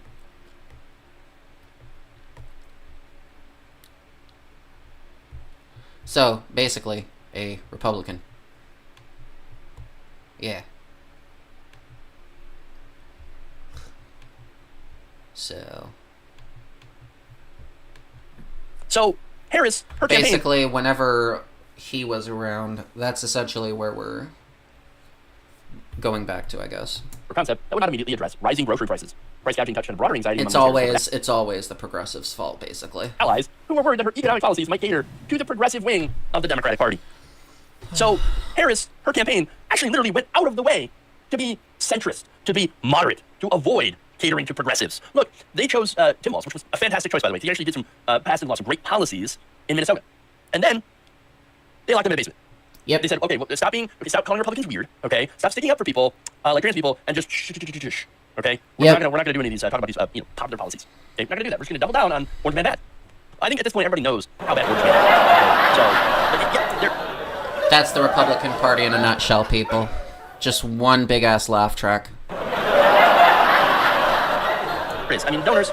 Some of her progressive policy proposals that she had talked about at first and said, whoa, hold on, what? No, challenge our profits? Can't let that happen. Nope. And so what happened afterwards? I support the gay matriarchy. See, I have a soundboard too. See? I do not believe in the family structure. There you go, Jeff. You like my soundboard? I'll play them all for you. That's what happens with parasocial people. You just play that. Main character syndrome in my chat. Saying a bunch of dumb things in my chat because you think it'll get a rise out of me. The United States when Donald Trump takes office. Oh, sorry, not the United States, but the rest of the world when Donald Trump takes office. What the fuck?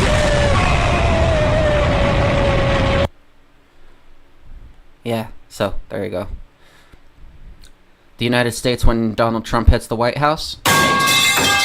Oh shit, that was a hard crash. Fuck. Well, the excitement faded away.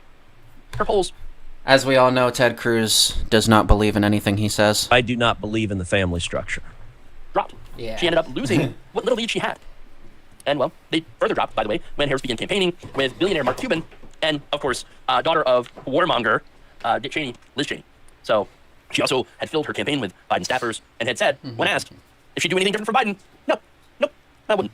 Gee, is there any wonder why about 13.8 million 2020 Biden voters stayed home? Oh, it must be the trans people, right? The trans people. Oh, I think he's in his own little commentary now. I think, right? Or is he going to bring up, like, one other thing?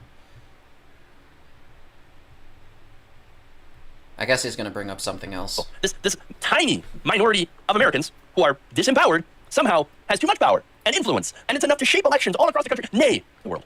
Yeah, like, the whole society is getting scared over 1% of the population. Like, I thought, like, isn't that your argument? Why should we cater to the 1% of the population? I think the better question is, why do you give a fuck about the 1% of the population being recognized? Like, why do you care so much? Why is that a problem to you?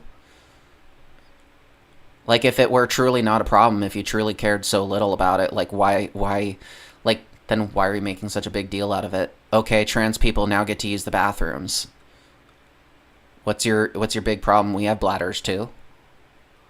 And we also have a right to not be sexually assaulted.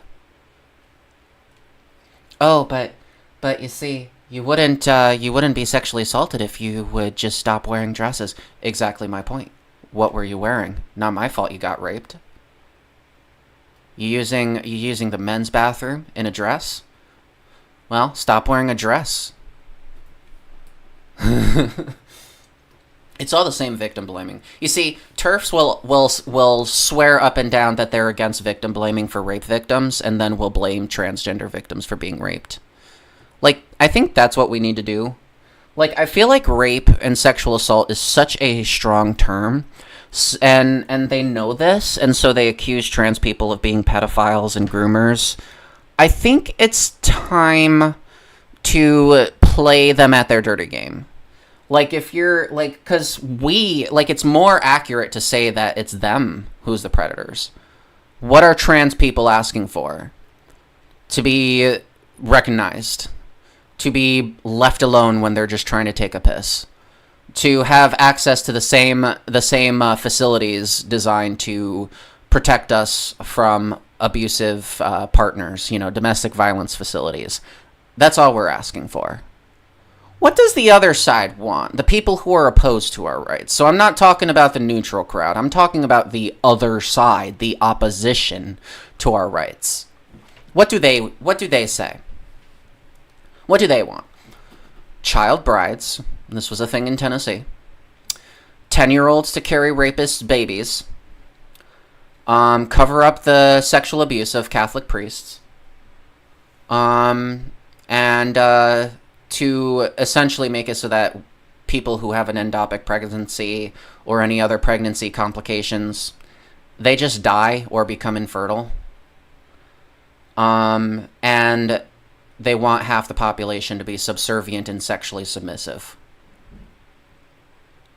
I think it's more accurate.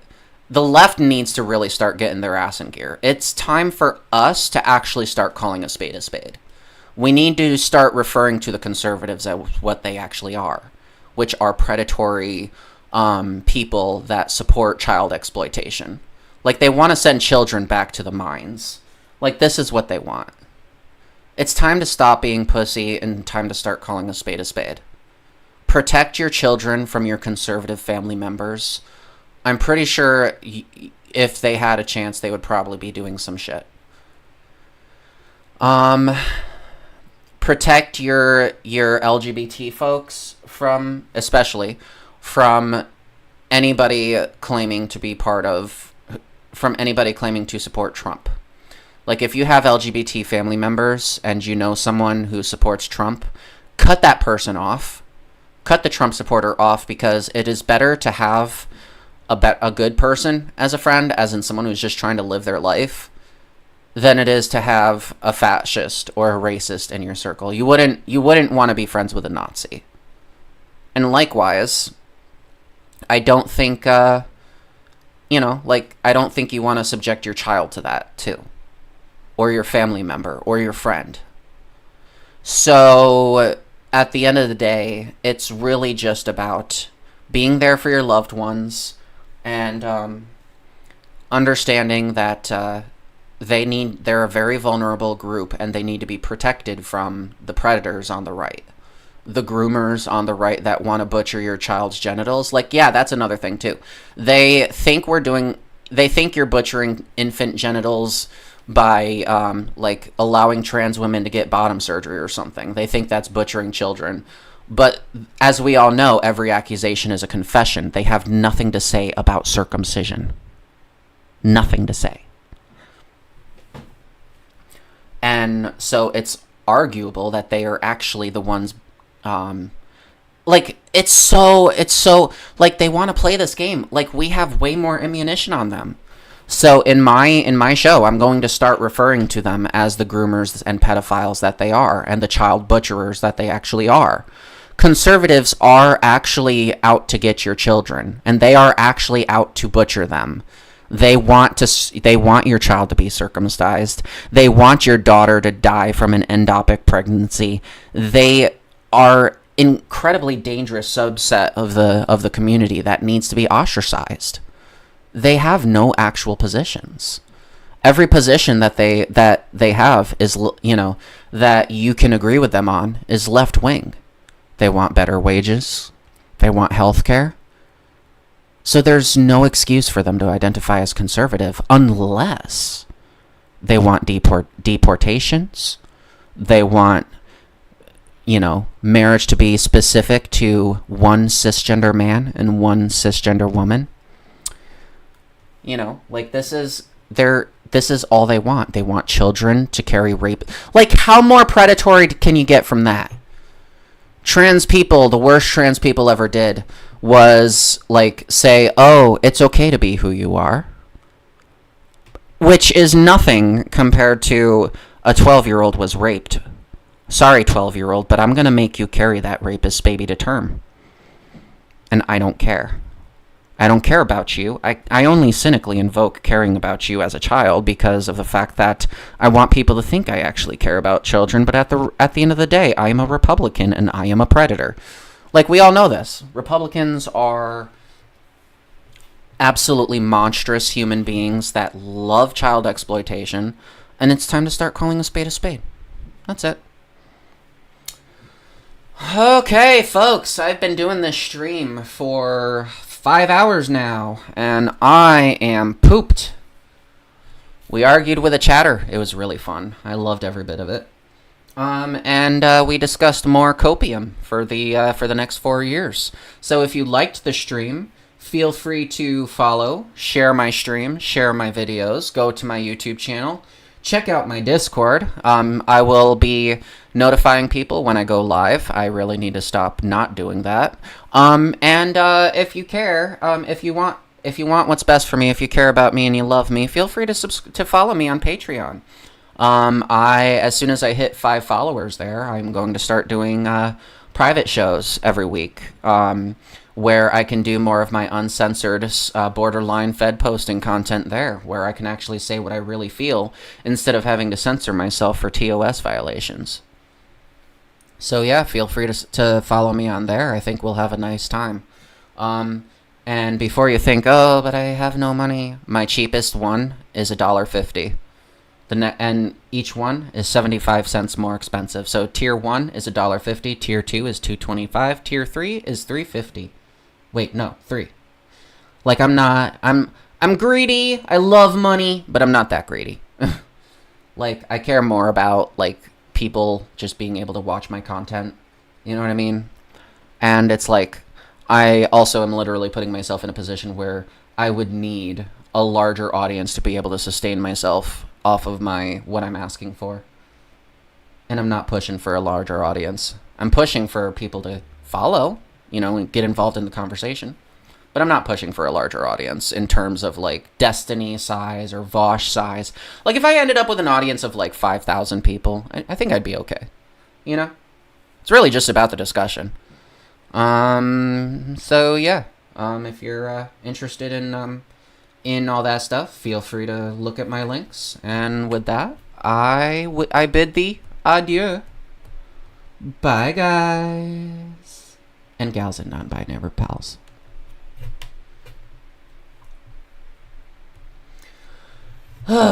Okay, with that, I think it is over.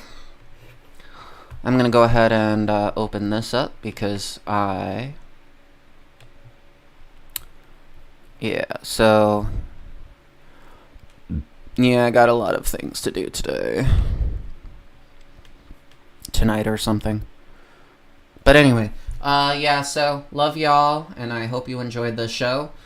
Feel free to, just feel free to, just have a good day. Make sure you drink lots of water. Water is self-care, after all. And try not to, get too worked up over the next 4 years. I know it's gonna be easier said than done, especially when the fuckwit is literally taking away your rights. But understand, trans people and LGBT people in general are not a new thing. We have been around for thousands of years. It's one of the reasons why, in fact, we were so not going away that the only way to get rid of us was to execute us for a while. And some places are still doing that.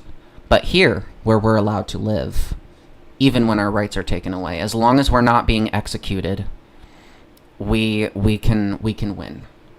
As long as they can imprison us all they want to, but as long as they're not executing us, we can still come back. Once they start executing us, I'm afraid that's when, arguably, it might be too late. So let's make sure it doesn't get that far, please. Alright, with that, I love y'all. Have a good night.